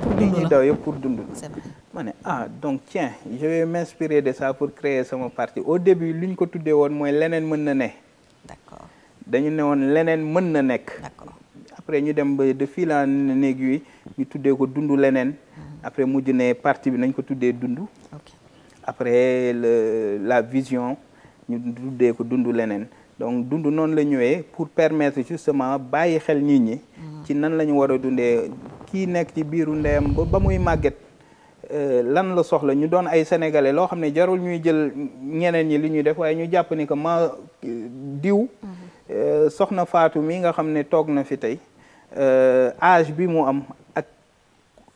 situation am familiale tey boo ko laajee lan nga soxla dina la ne lii ak lii laa soxla ñun en tant que état en tant que parti ñu def ay propositions concrètes yoo xam ne dina adresser problème mu Fatou ak keneen ñu def loolu de l'enfance jusqu'à la vieillesse donc ci lañ tënk suñu programme dund leen donc mu doon un programme humaniste damay faral di ne bu doon courant politique dañu waroon tënk ci benn courant politique on est plus du courant humaniste démocratique boo xam ni xëy na amagul Sénégal mais courant la boo xam ni dañu bàyyi lépp jox ko nekk ci digg bi ci yu bëri waaye nekk aussi di bàyyi xel nit ñi ak lu ñuy mënti def ñuy xool ndax lii amal na njëriñ askan wi est-ce que amal na njëriñ nit ñi ci seen yokkute ak yeneen ak yeneen. alors 2024 nga bokk ci élection présidentielle bi mais ñu rakkale la woon ci étape parrainage bi pour clé USB non exploitable nga dem soutenir Idrissa Seck pourquoi nga tànn Idrissa Seck. alors loolu tam dafa nekk benn expérience boo xam ne recalage parrainage bi expérience boo xaw a metti la. parce que ñun dañu ñëw ci politique teg méthode yu bees teg benn rigueur justement di waajal ne parrainage moom mënuñ ko ñàkk dem sur le terrain am développer ay logiciel ay outils pour mën a am suñu ay parrainage ñu am équipe yoo xam ne siège ba dañ fa doon fanaan 24 heures sur 24 di collecter di traiter pour éviter tous les pièges du parrainage ñu am ay parrainage authentique de nos bases fekk ñun jënduñu parrainage ak yeneen ñun c'est nos bases militantes yi nga xam dañu nekkoon entre avril bi ma créé parti bi ma créé entre juin bi ma créé mouvement Dundu ba octobre ba novembre ci loolu rek lañ nekkoon di installer ay cellules pour que cellules yooyu après mën ñu parrainer bu ñu yeggee ci loolu donc ñu dem pare loolu yóbbu suñu carton conseil constitutionnel gars yi nañu clé inexploitable loolu moo gën a metti parce que nga liggéey bu doy noonu beneen déception la woon beneen déception la woon nga liggéey lu mel noonu dem ba ci biir yow sa clé saytuwuñ sax say parrainage ba ne la mataloo dañ la ne sa clé USB baaxul mais man après comprendre naa ni que noonu la mënoon demee parce que man fu ma doon dem yëpp ci Sénégal dinaa gis ay renseignements généraux yu ñëw ci man. ah oui. ne ma gars yi dañ la bàyyi xel trop. dañ la doon topp. waaw parce que il paraît que on commençait à faire peur ci démarche bi ñu jëloon bu bees ak contexte boobu nga xam ne ñoom Sonko nar a ñu dem parce que dañ leen jàppoon. am beneen. mais Diomaye était candidat boobu. non temps yooyu yëpp ñoom ñaar ñëpp kenn waxagul woon période bi may wax. ni kenn waxagul woon ni comment ça allait se passer en tout cas. élan bii waa Pastef amoon amatul woon donc ñu gis beneen jeune bu commencé pré-campagne bi la waaw beneen jeune bu commencé génn am benn ancrage nekk ci terrain bi di liggéey donc ñu xam ni que après ñu ne ñu daal sa clé suñu clé USB exploité wuñu bon c'était une très grosse déception man jour boobu bi ñu ma wooyee le matin ne ma conseil constitutionnel nee nañu suñu clé baaxul ak liggéey biñ ci def yëpp je me suis dit lii moom vraiment xaw ma ban nattu yàlla la quoi avec l'expérience que j'ai vécue à la BIS engagé wu ci beneen expérience te yàlla dafa def aussi man peut-être que boo gisee mu xawoon ma mel c'est que j'ai pas connu beaucoup d'échecs dans ma vie. Banque islamique mooy sa déception bu njëkk quasiment la plus grosse la première déception le premier échec de ma vie ça a été la banque islamique parce que sama parcours yëpp ça n'a été que qu'ascendant. et moo tax aussi mu am solo parce que parfois c'est bien que yenn di la am lu la freiné donc banque islamique c'était le premier revers dans mon parcours à la fin après parrainage bi ñëw ñu recalé ma foofu mu nekkat beneen revers parce que booy dugg ci dara da ngay bëgg toujours di réussir loolu laa tàmmoon mais nga dem ba ci biir loolu aussi dal la ma amoon ñaari choix parce que loolu aussi bi may dugg politique sacrifice bu rëy laa def parce que dama suspendre presque samay activité professionnelle nga suspendre say activité professionnelle engagé wu ci politique am ci yaakaar pour defar parce que du woon kese du woon c'était un défi personnel mais c'était surtout un défi pour apporter quelque chose à mon pays ñu ne la sa parrainage jàllul donc ci loolu bi mu amee ñu am ñaari choix soit toog seetaan mais loolu lu mu doon njëriñ lu mu doon signifier mooy kon liggéey bi ñu liggéey pendant tout ce temps perte nañ ko parce que dem nañ ba installer ay cellules ñooñu noo leen di def ce soit nga ne leen bu leen def dara bu leen jàppale kenn te boobaa boo ko defee da ngay courir risque que ñeneen ñi ñëw récupérer leen donc ñu def conclave ma ne man damay taxaw fële awma ci avis personnel ma woo base yëpp dans les 14 régions ma woo leen dans les 46 départements ñoom ñëpp suñu cellule fi ñu amoon suñu coordination régionale yëpp ma réunir leen siège ñu def une journée entière de conclave ne leen lan la ñuy def séminaire la interactif pour définir ku ñuy àndal parce que apparemment la décision c'était quand même d'accompagner quelqu'un ci diggante bi nag parti yëpp ñëw nañ seet si ma ñu bëri ñëw nañ sama kër ay leader ñëw sama kër waa Pastef ñëw sama siège en grande délégation fekk temps yooyu Ousmane Sonko ak Diomaye yëpp étaient en prison j'avais reçu une délégation avec El Malick Ndiaye avec Abbas Fall avec Bakary Bathily mi nekk DG APIX tey ak Birame Souleye Diop Ayib Daffé El Malick Ndiaye ñoom ñëpp ñëw seet si ma ne ma Sonko moo leen yónni et qu'il souhaitait que j'accompagne le Pastef fekk avant ça Idrissa Seck ñëw na sama kër avant ça Boubacar Camara waxtaan nañ Déthié Fall woo na ma tous les candidats presque ñi nekkoon en liste jotoon nañ ma approché donc ma ne parti bi nañu xool par rapport à des critères ñan lañu ñoo xam ne mënuñu ànd ak ñoom léegi ñii ñu mën a àndal. yan critère la woon. critère déjà mooy ñun suñu valeurs yi ñuy prôné cohérence est-ce que ak dayoo bi ñu am par exemple ak sama parcours ak leneen est-ce que mën naa topp ci ñenn gannaaw ñenn ñi ak yeneen donc il y avait une panoplie de critères. gars yi liggéey génnee une liste de 6 personnes yoo xam ne mën nañu choisir ci ñoom ñu dem ba ci biir mu nekkaat 3 ci 3 yooyu nag mu nekkoon Amadou Ba pas par ordre de kii mu nekkoon Pastef Amadou Ba ak Idrissa Seck bon Amadou Ba pour moi c'était hors de question. ndax lan. C'était hors de question pour la simple et bonne raison bi may dugg politique dama duggoon pour rupture. pour changer lii fi ne bokk ci ñiy changer lii fi ne donc su ma ñëwee ñëwaat ne ànd na ak ñoom autant kon ma. yaa ngi prôner la continuité continuité autant kon ma àndoon ak ñoom dès le départ dugg APR wala donc c'était pas un choix cohérent mais critères yi ñu tegoon il fallait que ñoom ñu génn parce que dayoo politique bi ci la bokkoon ak yeneen ak yeneen donc ma éliminé mu des Pastef ak Idrissa Seck Pastef quand ils sont venus j'ai voulu comprendre c'est quoi le projet. parce que temps yooyu boo leen fàttale ko projet rek lañ doon dégg. projet.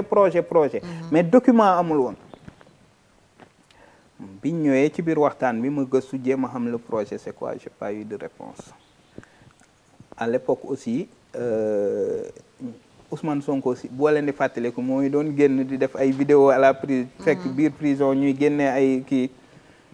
ci vidéo yooyu mu naan xamaguñu kuy doon candidat Diomaye peut-être ñeneen ñi topp ci gannaawam wala ñeneen ñi ñëw ràññee wala multiple candidature yooyu yëpp ma ne nag man ak fi ma toll tey ji nii soo leen bëggee ma jàppale leen ci sama analyse bopp il faut que ma xam qui je soutiens mënuma ñëw rek ne damay ànd ak Pastef parce que su ma ko defee te xaw ma projet Pastef lan la parce que temps yooyu sax booy fa ñu ngi wax vice président ak yeneen ñoo ngi wax changer de monnaie man ma am ay xalaat ci loolu ma ne loolu su ma amul ay perception su ma ñëwee rek ne ànd naag Pastef ça veut dire que def naa lu politicien yëpp di def te man duggeewu moon politique pour loolu mooy ànd ak nit juste parce que xëy na ñoom ñun ñëpp xamoon nañ Pastef bu bokkee instant yooyu day gagné parce que les données étaient là ma ne du ma ànd ak Pastef pas par rejet mais du ma ànd ak ñoom parce que je ne suis pas convaincu xamoo ci li muy dugg donc finalement et comme ne woon nañ il faut que am ku ñu àndal pour suñu base yi mën leen tee donc Idrissa Seck moo fi desoon et quand Idrissa Seck est venu on a échangé plusieurs fois on avait convenu que programme dund leneen bi nga xam ne moom la ñu tënkoon bu ñu naroon bokk moom la ñuy campagner presque donc c'était un choix logique pour nous dañu fàtte carrément affaire Idrissa Seck la personne qu'il représente tous les problèmes loolu moo ko considéré woon rek du ñu ànd ak moom mais c'est le fait que il fallait qu'on accompagne quelqu'un 2 on a eu des discussions autour desquelles il était question que dund mooy dawal programme am ñu tuddee ko da réew mi dund leneen donc réew mi dund leneen donc ça donc amoon na benn loolu mooy expliquer aussi nga nekkoon directeur de campagne. voilà et maintenant pour porter ce projet il fallait que je sois son directeur de campagne donc loolu la woon ñu am un yow yaa imposé loolu comme condition. Non c'est dans les discussions c'est venu logiquement et il a concédé en réalité Idrissa Seck a accepté que je sois son directeur de campagne et que qu'on aille autour moom ak équipe mi qu'on aille autour du programme réew mi dund leneen et que le programme dund ñu def sax benn séance de travail ba ñu intégrer ñun suñu ay proposition la ci loolu nag ma nekk directeur de campagne ma créer le pacte donc pacte bi Idrissa Seck génne woon présenté mu doon programme am loolu laa ko concevoir dem ma wax ak moom ci loolu ñu d'accord ci le P le A le C le T le E lépp lu muy signifier mu nekk suñu slogan de campagne mu nekk suñu message de campagne mais il était question que dañu ànd pour l'élection présidentielle bi élection présidentielle bi jeexee après ñu toogaat maak moom ñu waxtaan mu ne ko donc sur la base de ce qui s'est passé bon Dundu continue le chemin qu'il avait tracé. da nga yaakaaroon ne Idrissa Seck mën na gagner élection boobu. est-ce que résultat final su Pastef bokkul woon peut-être. Mais tant que Pastef dafa bokkoon ci lay te man bi may def samay évaluation ak yeneen il était question à l'époque il y avait pas de visibilité sur la participation de Pastef loolu bu ko nit ñi fàtte. Parce que le régime précédent était déterminé à éliminer le Pastef. Bien sûr. Donc sur la base du fait que ñoom dañu déterminé woon pour éliminer le Pastef te dara leerul woon bu doon dañu dem élection sans le Pastef luy des en réalité ce serait entre le camp de Benno Bokk Yaakaar et Idrissa Seck. Et Sénégalais tolloon nañu foo xam ne dañu il fallait que le régime de Macky Sall. Tout le monde était dans le dégagisme. Dans le dégagisme. Donc peut-être qu'il avait des chances dans ce contexte-là. Okay. Mais on savait aussi que Idrissa Seck traînait beaucoup de lacunes. Bien sûr. Parce que ñi mere nañu ko les choix divergents qu'il a eu à faire dugg génn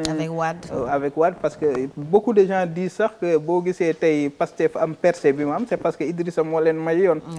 Parce qu'en il était le chef de l'opposition. En 2019 il était le chef de l'opposition mu dem ba ci biir rejoindre Macky Sall il a laissé la place en ce moment-là à Pastef. Mais c'est quelqu'un de bien, c'est quelqu'un de doué.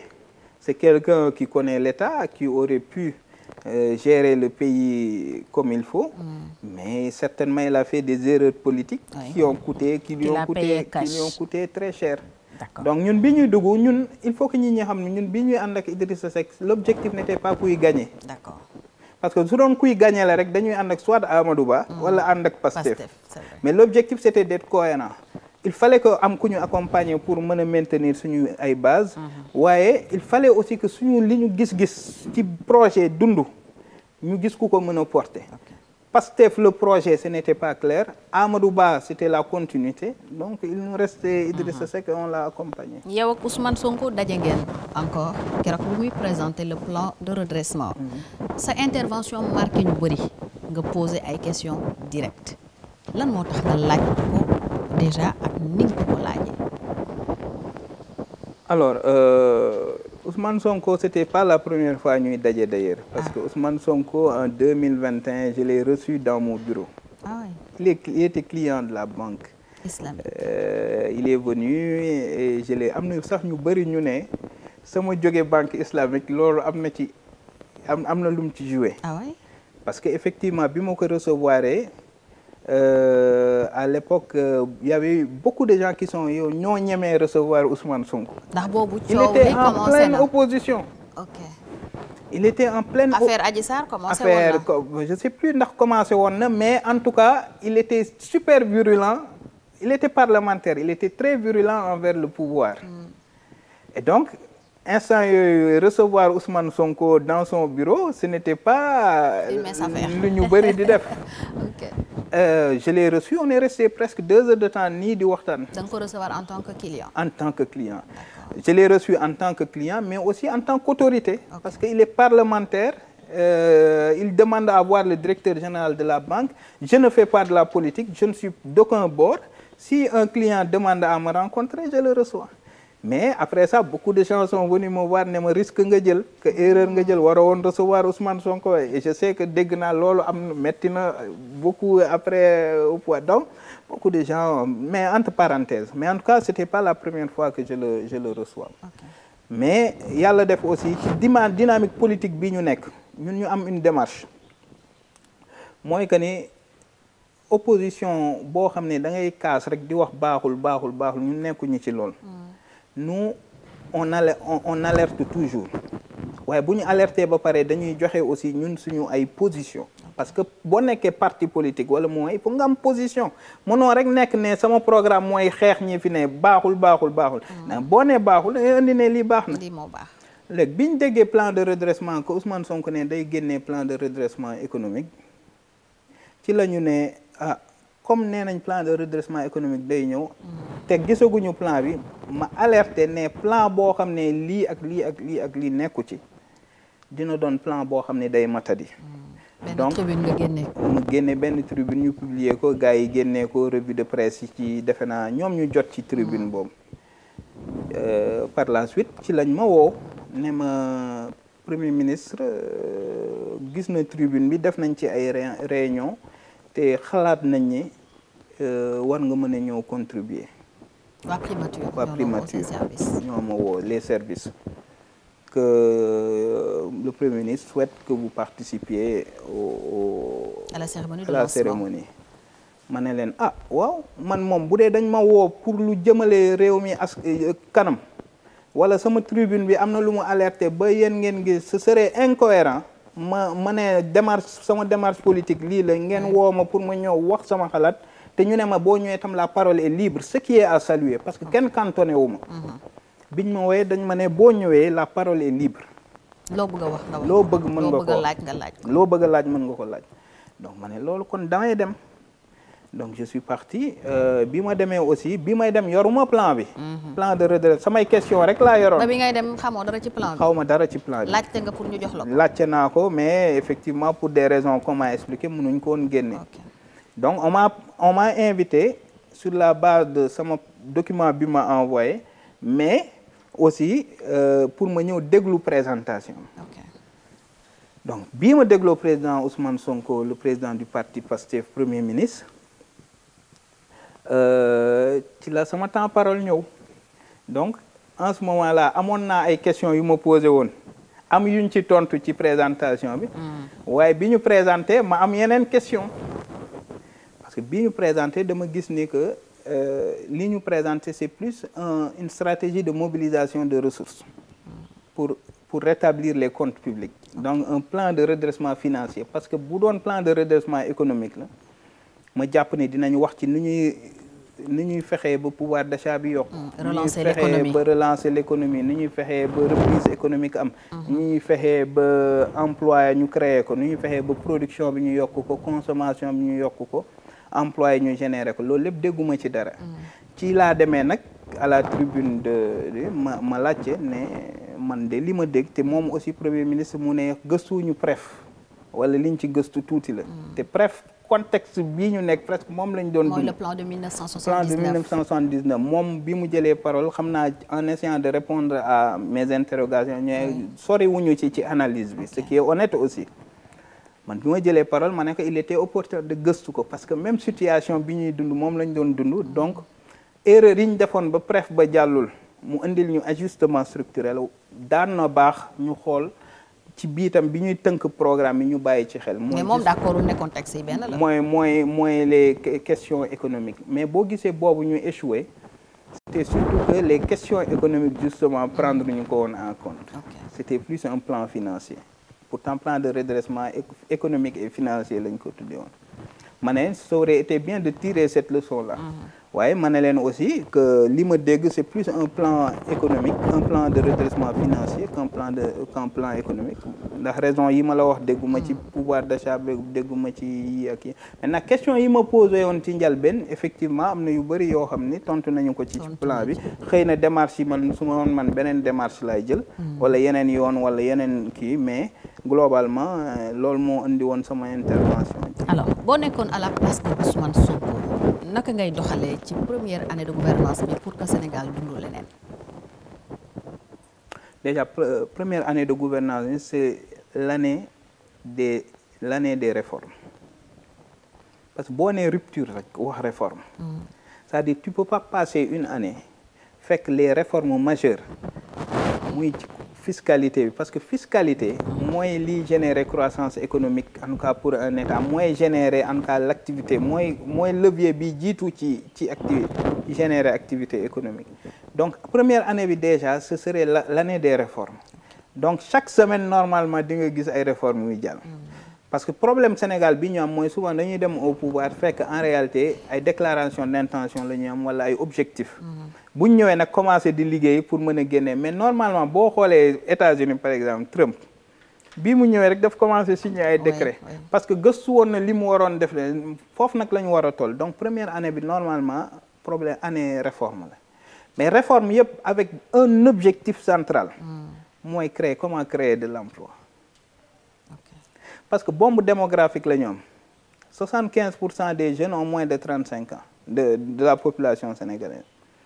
ñoom ñu fal leen aussi ci contexte boo xam ne ñi ñu ngi jël gaal yi di dem ay Nicaragua di am ay yeneen donc première année boo ñëwee réforme yi nga xam ne à partir de deuxième année dafa war a créer ay résultats ci création d'emploi création d'emploi nag du leneen lu dul yokk production élargir masse économique yi ak yeneen donc man ci première année bi defe naa li ñu raté mooy justement les réformes à engager dès le début parce que réforme aussi du def nga ko tey rek mu commencer produire effet le lendemain da nga koy def après le temps que les entreprises s'adaptent créer emploi def seen business plan ne sur la base de cette réforme mën naa projeté wu def lii ñu commencé mais ba tey réforme yooyu presque ñëwagul donc defe naa man ce que j'aurais fait différemment vision bi elle est gis nga vision boo xoolee programme dundu leneen ak nga gis vision bi c'est la même chose Sénégal 2050 vision bi en tout cas vision économique bi ak modèle de développement yi parce que ñun dañ ñoon modèle de développement endogène mu ngi ci suñu vision bu yàgg ba pare ñu ne modèle économique intraverti loolu tam ñu wax ko mooy fexe ba exportation yi ñu wàññi ko ak yeneen donc vision bi boo xoolee ci yu bëri on est en phase am na lu ñu bokk méthode yi la ñu bokkul xëy na man démarche bi comme ni nga ma laaj léegi su doon man la neneen lay dawalee donc une année des réformes qui vont commencer mais focus aussi ci yenn objectifs yi leneen yëpp du ma ko toppatoo pour la simple et bonne raison mënoo boole yëpp am résultat yëpp en même temps ngay prioriser sama priorité c'est l'emploi nan laay fexe ba ci contexte bi ma jël ay réformes yoo xam ne dina ma créer l'emploi à partir de année 2 année 3 et mu fexe aussi mu méngoog sama modèle économique intraverti su ma paree loolu engagé nag yeneen leviers yi décentralisation loolu soutien la war a nekk léegi ci contexte bi ma commencé léegi nan laay fexe décentralisation ak yeneen ñëw renforcer li nga xam ne commencé naa ko def ak yeneen boole yeneen yi nag après tu laisses couler muy dox normalement mais fekk doo ci def énergie bu bari sa énergie yëpp ci création d'emploi nga koy def man ça c'était pour tontu li ma wax su doon man noonu lay dawale. alors Madana Kane lan mooy regret bu gën a mag ci sa dund ci sa parcours. waaw regret boo xam ne mettit bu dee mettit am na mettit boo xam ne moom maa ngi koy traîner ba tey du regret sax ndax ndogalu yàlla la. c'est la perte de mon jeune frère nga xam ne moom laa tàmbalandoo politique il était à mes côtés 24 heures sur 24 ci li may def yëpp ci sama liggéey ci politique moom la waa dund gënoon xam sax que man alors on a commencé ensemble quelque chose ñu ànd sama village ñu dem inaugurer ji mosquée au retour seen auto accident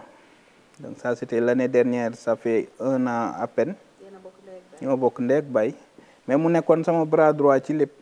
donc mu jox ma aussi cëru way jur parce que sama pap bi muy gaañu daf leen ne moo sama yeneen frères yu ndaw yi ak même mag ñi daf leen ne ngeen gis ma ngeen ñàkk ma gis xam leen ni Madana mooy seen way jur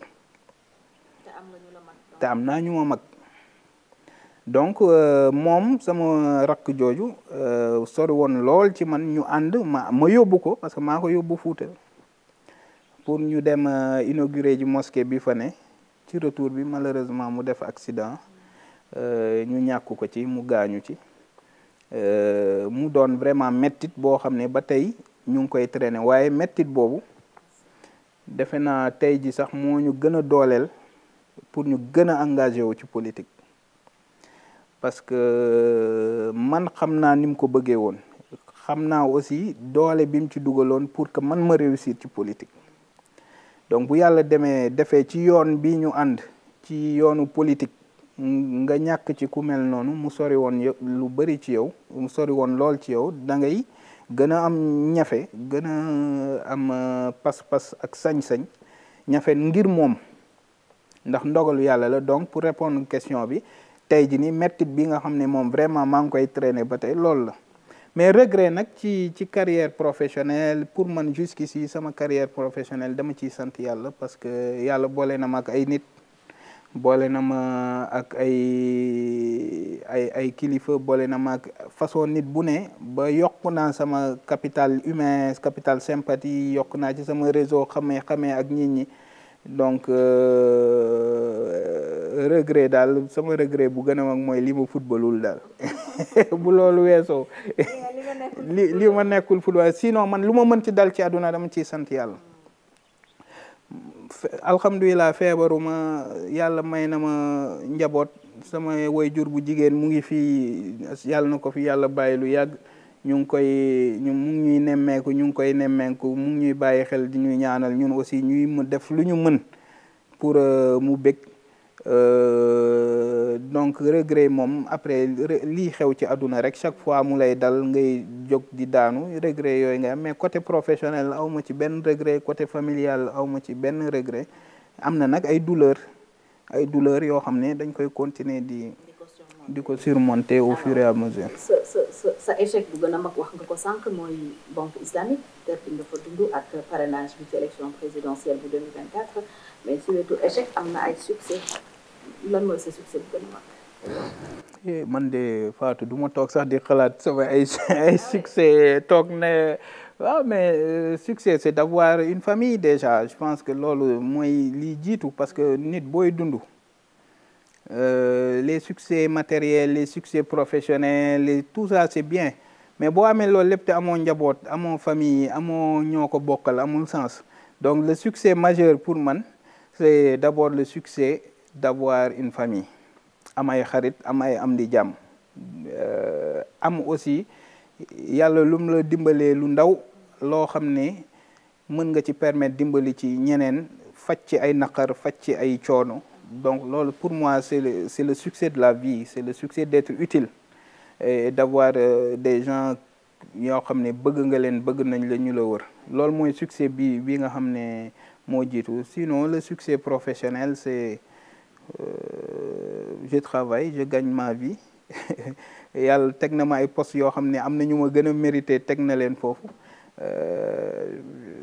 c'est les principaux succès de ma vie et d'être en bonne santé surtout un des regrets principaux vraiment pour revenir au regret mooy aussi le fait que sama waajur bu góor fekkewul lii yëpp parce que moom aussi il faisait de la politique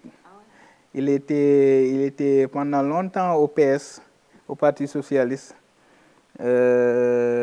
donc ci même conseil régional bu Saint-Louis tout ça donc je me demande parfois tey su ma gisoon may def politique lu muy wax.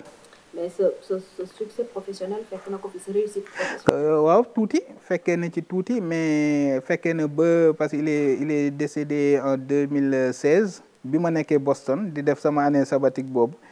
fin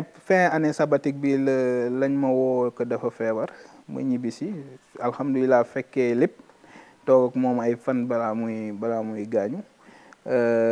mais lu bëri tegu na après loo xam ne yëgu ko. par exemple fi nga ma fekk tey fekkeewu ko waaye yàlla def na aussi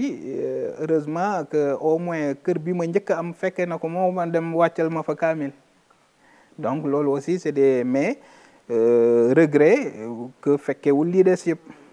fekkewul aussi sama engagement politique mais loolu aussi regret la yoo xam ne mënoo ci dara parce que yàlla moo ko dogalee noonu. yow su la gisoon tey il serait fier. Je pense qu'il serait fier parce que il serait fier parce que valeurs yi ma inculqué moom laay continuer di doxal julli waxtu jaamu yàlla toppatoo nit ñi parce que moom moo ñu doon ne tout le temps bàyyi leen xel nit ñi ça c'était son credo bàyyi leen xel nit ñi donc bu fi nekkoon tey gis ñu ñuy dundee ak nit ñi fekkee aussi suñu parcours professionnel fi mu ñu indi tey ba diriger fi ay banques nekk le plus jeune directeur général de banque à 37 ans d'une des plus grandes banques du pays mu gis aussi suñu engagement politique loolu daal laa xamul bu fi nekkoon nu mu koy gisee. mësuñu waxtaan ci engagement politique moom je sais qu'à la fin il était déçu par la politique. bàyyi woon na sax bu fi nekkoon tey xaw ma nan lay xalaat ci sama engagement politique mais defe naa pour le reste il serait content de voir ses petits enfants de voir alhamdulilah sama taaw aussi sama ñaari doom yu jiiti taaw bi ak kii ci topp moo leen ngénte moo leen tudd bokk donc ñeneen ñi jigéen ñi fekkewu ko mais il serait content je pense de voir que sa famille est restée soudée que ay doomam njabootam bi mu fi bàyyi ay taawam ba ci suuf ñu sont restés soudés que doomam yëpp aussi alhamdulilah ku nekk mu ngi jaar yoon bi nga xam ne moom la ñu bàyyi la politique bi daal laa xamul bu fi nekkoon nu mu koy bàyyi fa point d'interrogation. tey soo mënoon wax ak Madana Kane bu am 20 ans lan nga koy digal lan nga koy tere lan ngay regretter peut-être lan nga doon bañ mu def ko. à 20 ans. soo dellu woon 20 ans tey lan nga dul woon def pour ne pas dire lan ngay regretter loo def. waaw à 20 ans je dirais on fait des erreurs de jeunesse on en a tous fait des erreurs de jeunesse yoo xam ne xëy na mënoon na ñàkk daal mais gisuma fi loo xam ne tey jii nii def naa ko à 20 ans pour en toute honnêteté loo xam ne maa ngi toog ay caaxaan daal di jël ay oto dawal fii sàcc oto affaire yoo xam ne xam nga jeunes yu bëri jàll nañ ci mbëkk ay oto fii mbëkk ay donc des petites erreurs comme ça qu'on a tous fait à la limite est-ce que c'est des choses à regretter on le fait parce que on est jeune mais je pense que ñun nit ñu yaree on était assez cantonné ci pour am yenn travers yi nga xam ne après tey di nga toog ne à 20 ans j'aurais pas dû le faire vraiment jusqu'ici maa ngi sant yàlla defe naa bi ma ne 20 ans j'étais en France maa ngi doon jàng maa ngi doon ñafe et defe naa sama parcours foofu yëpp dama fexe en tout cas mu doon parcours bu exemplaire mu doon parcours boo xam ne mes parents seront fiers de moi parcours boo xam ne dinaa yegg fi nga xam ne moom foofu laa waroon a yegg donc pas spécialement de regret vraiment. am na looy toog nga ne ça c'est la plus grosse erreur de ma vie.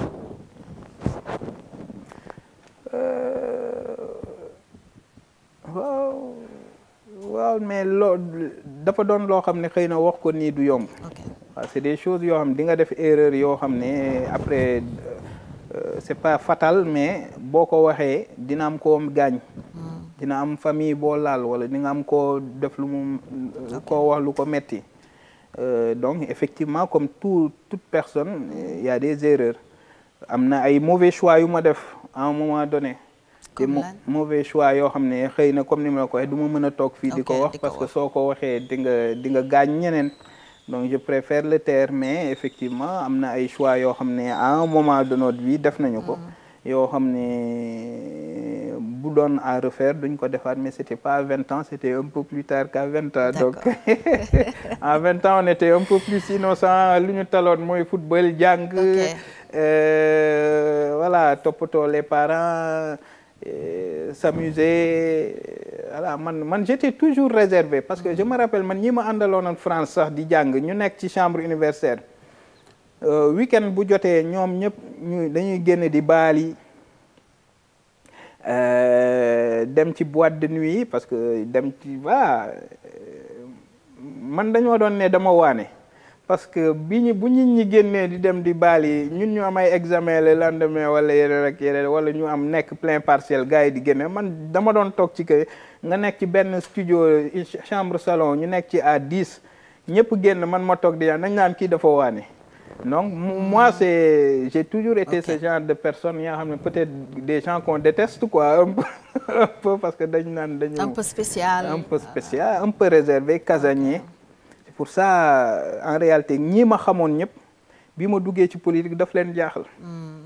parce que du woon sa nature c'est pas du tout ma nature c'est-à-dire lii politique laaj ak man nii ma mel c'est diamétralement opposé je suis quelqu'un de très timide de très réservé casanier donc tout l'inverse de ce que la politique demande.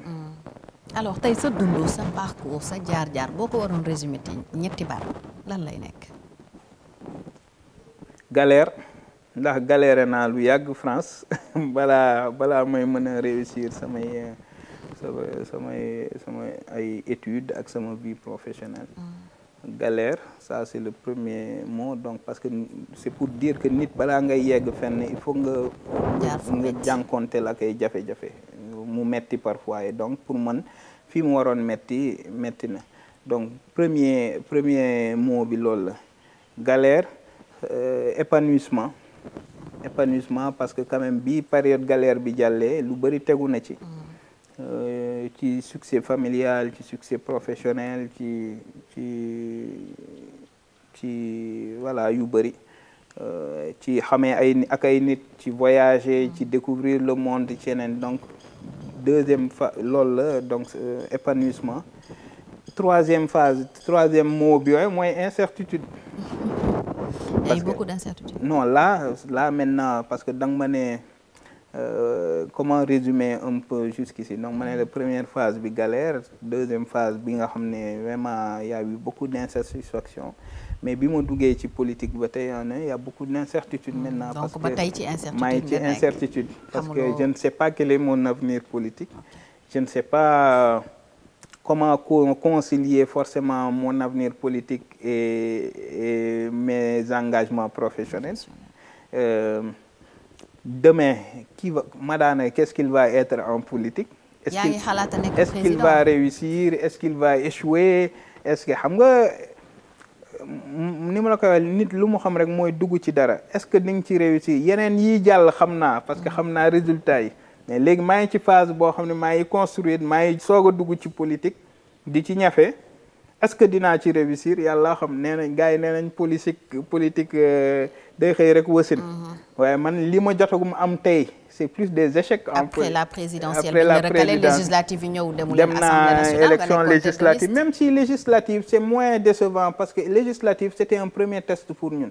te bi ñu dem législative suñu objectif moo nekkoon implanter Dundu partout. Dans les 46 départements. moo tax ñun ñu investiroon ay nit presque dans plus de 30 départements. parce que su dul woon loolu dañuy investir dans 3-4 départements jël suñu ay moyens yëpp focaliser ko foofu te c'est sûr que ne serait-ce que dans le Fouta dinaa doon am 20 000 30 000 électeurs. Mais on n'a pas fait cette approche. Suñu objectif moo nekkoon implanter pour que bu ñu implanter woo après ñu massifier. Donc c'est moins décevant. Certes nekkuma député, mais je me suis dit bu ma nekkul député mën naa sax contribuer comme si j'étais député. Mën naa ñafe ci seen politique bi comme si j'étais député ñi dégg ma. Donc c'est moins décevant. Mais l'échec présidentiel bi donc lii des nag mooy ñoo ngi ci yoon bi ñoo ngi ñafe comme ñëpp ñoo xeex ci langue politique bi. Politique Sénégal dafa am nuñ koy defee dafa am nit ñi niñ ko bëggee te c'est pas forcément ñun ak niñ ko bëgg a defee c'est pas forcément aussi compatible ak ñun suñu jaar-jaar parce que quand même su ma gisee ñenn ñi ni ñu defee politique man gëwma ko gëwma ni yoon boobu la ñu war a jaar pour def politique gëwma ni pour def politique il faut être nihiliste gëwma ni pour def politique il faut xaste il faut saaga il faut dina ci am nag caay-caay loolu moom ci la bokk waaye je ne pense pas que 24 heures sur 24 donc loolu ku mel ni man est-ce que dina réussir ci politique fii au Sénégal c'est des incertitudes. Donc maintenant suñu défi mooy fexe ba ñi nangu loolu moo tax mu nar a gën a metti ci ñun. Donc il y a des défis à relever. Il y a des défis à relever moo tax ma ne maintenant c'est suñuy résumé donc phase de galère. Phase d'accomplissement, de satisfaction, parce que même banque islamique bi man jàppe c'est une satisfaction parce que nommé nañ ma fa fekk kenn xaaruma fa woon nommé nañu ma fa liggéey naa fa li ma fa war a liggéey ba tey moo ngi dox li ma fa ji mu ngi sax ba tey jóge naa fa certes ci contexte boo xam ne xëy na bett na ñëpp mais lii ci tegu après aw ma ci regret parce que lii ma yàlla indil après ma nekk di liggéey di loolu regret amu ci donc phase d'accomplissement léegi nag phase d'incertitude dominée actuellement par mon engagement politique. Parce que pour le reste l'accomplissement personnel l'accomplissement familial l'accomplissement yooyu bon yàlla am na lu mu ñu ci defal ñu ngi koy sant bu baax di ko gërëm lii des mooy défi bi ñu am tey mooy le défi de réussir en politique et le défi de ne pas le défi de voir comment concilier ça avec suñu ay engagement professionnel. C'est le mot de la fin. maa ngi lay gërëm bu baax Mouhamadou Madana Kane mon mbégte lool dalal la ci parcours sans frontières yaakaar ne sénégalais yi découvrir nañ la aussi am na lu ñu jàng ci sa parcours bi parce que c'est important on a tiré des leçons am na ci certainement lu mën a jëriñ ndaw tey maa ngi lay remercier bu baax a baax bàyyi la nga tàggoo. waaw maa ngi lay gërëm soxna Fatou di la remercier ci initiative bi ak bàyyi xel bi ñu bàyyi ba nga ñëw def ak ñun tey interview bi. C'est vrai que c'est la première fois may def interview bi di wax ci sama parcours di sama jaar-jaar defe naa am na yu bëri ñu bàyyi sax yoo xam ne xëy na beneen yoon dinañu am yeneen occasion am na yu bëri yoo xam ne ci jaar-jaar bi mënoon nañu ci regret yi lan nga bëggoon wax par exemple lu ma la laajoon. non am na yeneen xëy na peut-être plus un peu dans le détail comment j'ai vécu à Thiès, comment j'ai vécu en France, comment voilà les autorités dans le monde que j'ai rencontrées, quelles ont été yeneen ak yeneen yu mel noonu quel est mon lien avec mon village natal au Fouta ak yeneen ak yeneen donc yu bëri yu mel noonu yoo xam ne defe naa mënul xëj dans tous les cas ci interview ne mais defe naa wax nañ l'essentiel am na yoo xam ne mënoon nañ ko wax mais mënuñu ko wax parce que buñ ko waxee xëy na li muy yàq mooy ëpp li muy defar donc dañ koy préférer bañ a wax sinon pour le reste wax nañ ci banque islamique defe naa c'est la première fois may expliquer affaire bi fu mu jógee ak nu mu demee ak parce que ñu bëri dañ naan mais Madana ak li mu def banque islamique lan moo mës a xew ba mu jógee foofu defe naa liñ ci war a jàngat mooy dara xewul lii xew rek mooy xëy na tombe waral ay gaaf benn instant bi ñu waree renouveler sama mandat tombe nag ñi nga xam ne bëgguñu woon ma ñëw ca njalbeen ñoo nekkoon au pouvoir foofu fexe ak complicité ak ñenn ñu nekk fii ñoo xam ne xëy na sama toogaay fii arrangé wu la ñu wëlbati décision bi nga xam ne jëloon naa ko conseil d'administration pour ma toog mais loolu aussi ma jàpp ni ndogalu yàlla la ñu nangul ko parce que yàlla yenn saa mu teg la ay difficulté ay jafe-jafe waaye c'est peut-être pour teg la ci beneen yoon te man gis naa yoon bi ma teg après banque islamique aw ma ci rëccu muy côté professionnel muy côté leneen ndax au moins xam naa bi ma fa jógee au moins dugg naa ci politique di jéem a amal njëriñ sama askan te politique boo ci duggee rek yaa ngi yokku ci ay nit parce que tey jii nii boo demee yow nga dem élection législative 10 000 personnes votel la ça veut dire am na 10 000 personnes yu ànd ak yow loolu ba ma nekkee banque islamique aw ma ko woon côté professionnel aussi am na yeneen liggéey yoo xam ne ñu ngi koy def tey di ko defal adduna bi yoo xam ne bu doon xëy na dañ toog banque islamique rek duñ ko def loolu aussi ay yokkute la ñu ci sant yàlla bu baax donc defe naa waxtaan bi amoon na solo aborder nañu l'intimité de la vie de Madana ak sa relation avec sa famille, c'est son père surtout qui était une relation très forte, son frère qu'il a perdu, sa maman, mes frères, mes sœurs, mon épouse, mes enfants. def naa am na luñ ci wax ma passion pour l'agriculture ñëw nga fi gis nga liñ fi def ci tool ba lañu tàmbalee donc loolu lépp defe naa am na solo ñaan yàlla rek liñ fi wax mu amal njëriñ sénégalais yi nga xam ne dinañu gëstu parcours bi dinañ ñu seetaan ñaan yàlla aussi réew mi gën a naat jafe-jafe yi bëri na nit ñi sonn nañ réew mi ci boppam sonn na parce que réew mi fi mu toll nii stress lay dund stress boobu nag ñi ñaan yàlla dindil ñu ko lu gaaw a gaaw parce que tant que ñoo ngi ci situation boobu defe naa dundinu sénégalais yi day gën a metti donc di ñaan état bi gën a am ndëgër lay pour que incha allah mu mën a liggéeyal sénégalais yi lii ñu ko ñun aussi di leen ñaan ngeen dimbali ñu ci incertitude politique bi yàlla defal ñu ci gën a leeral suñu yoon daal incha allahu rabbi. jërëjëf di la gërëm di la sant. jërëjëf Mouhamadou Madana Kane ñoo lay gërëm bu baax a baax amoon mbégte lool dalal la ci parcours sans frontières doon dellusiwaat ci sa jaar-jaar objectif bi moo doonoon gën la xamale ak sénégalais yi mais aussi fexe ndaw yi am lu ñu jàng ci sa parcours parce que am na foo tolloon nekk xale mënoon a def lu bëri mënoon a jël yoon yu bëri nga am foo jaar et jàpp naa ne tey parent bu nekk bëgg na am doom bu mel ni yow bëgg na doomam à cet âge là mun ko jëriñ mun a jëriñ boppam. donc kii mooy Mouhamadou Madana Kane bi parcours la ñu leen indiloon mu nekkoon un parcours sans frontières parce que dugg nañu ak moom ci mbir yoo xam ne mosu ko bëgg a wax donc am ngeen exclusivité ci jaar-jaaram ci banque islamique bu Sénégal mais ci dund boppam dinañu certainement ñëwaat ak moom ci yeneen bu ko ay jotaay mayewaatee ñu ngi leen di gërëm en tout cas bu baax a baax ci ànd bi ak Sans Frontières TV yëg nañu ni ngeen di safoo li ñuy def waaye doyul continuer leen abonné donc partager vidéo yi yokk doole seen chaîne ñu gën leen a jox le meilleur des reportages le meilleur des entretiens mais également le meilleur des enquêtes ndax li dàq mi ngi ci suñu kanam ñu ngi leen di dig daje très bientôt ci parcours sans frontières indiwaat leen keneen ku ngeen bugg a xam jàngal leen ci moom lu baree bari jërë ngeen jëf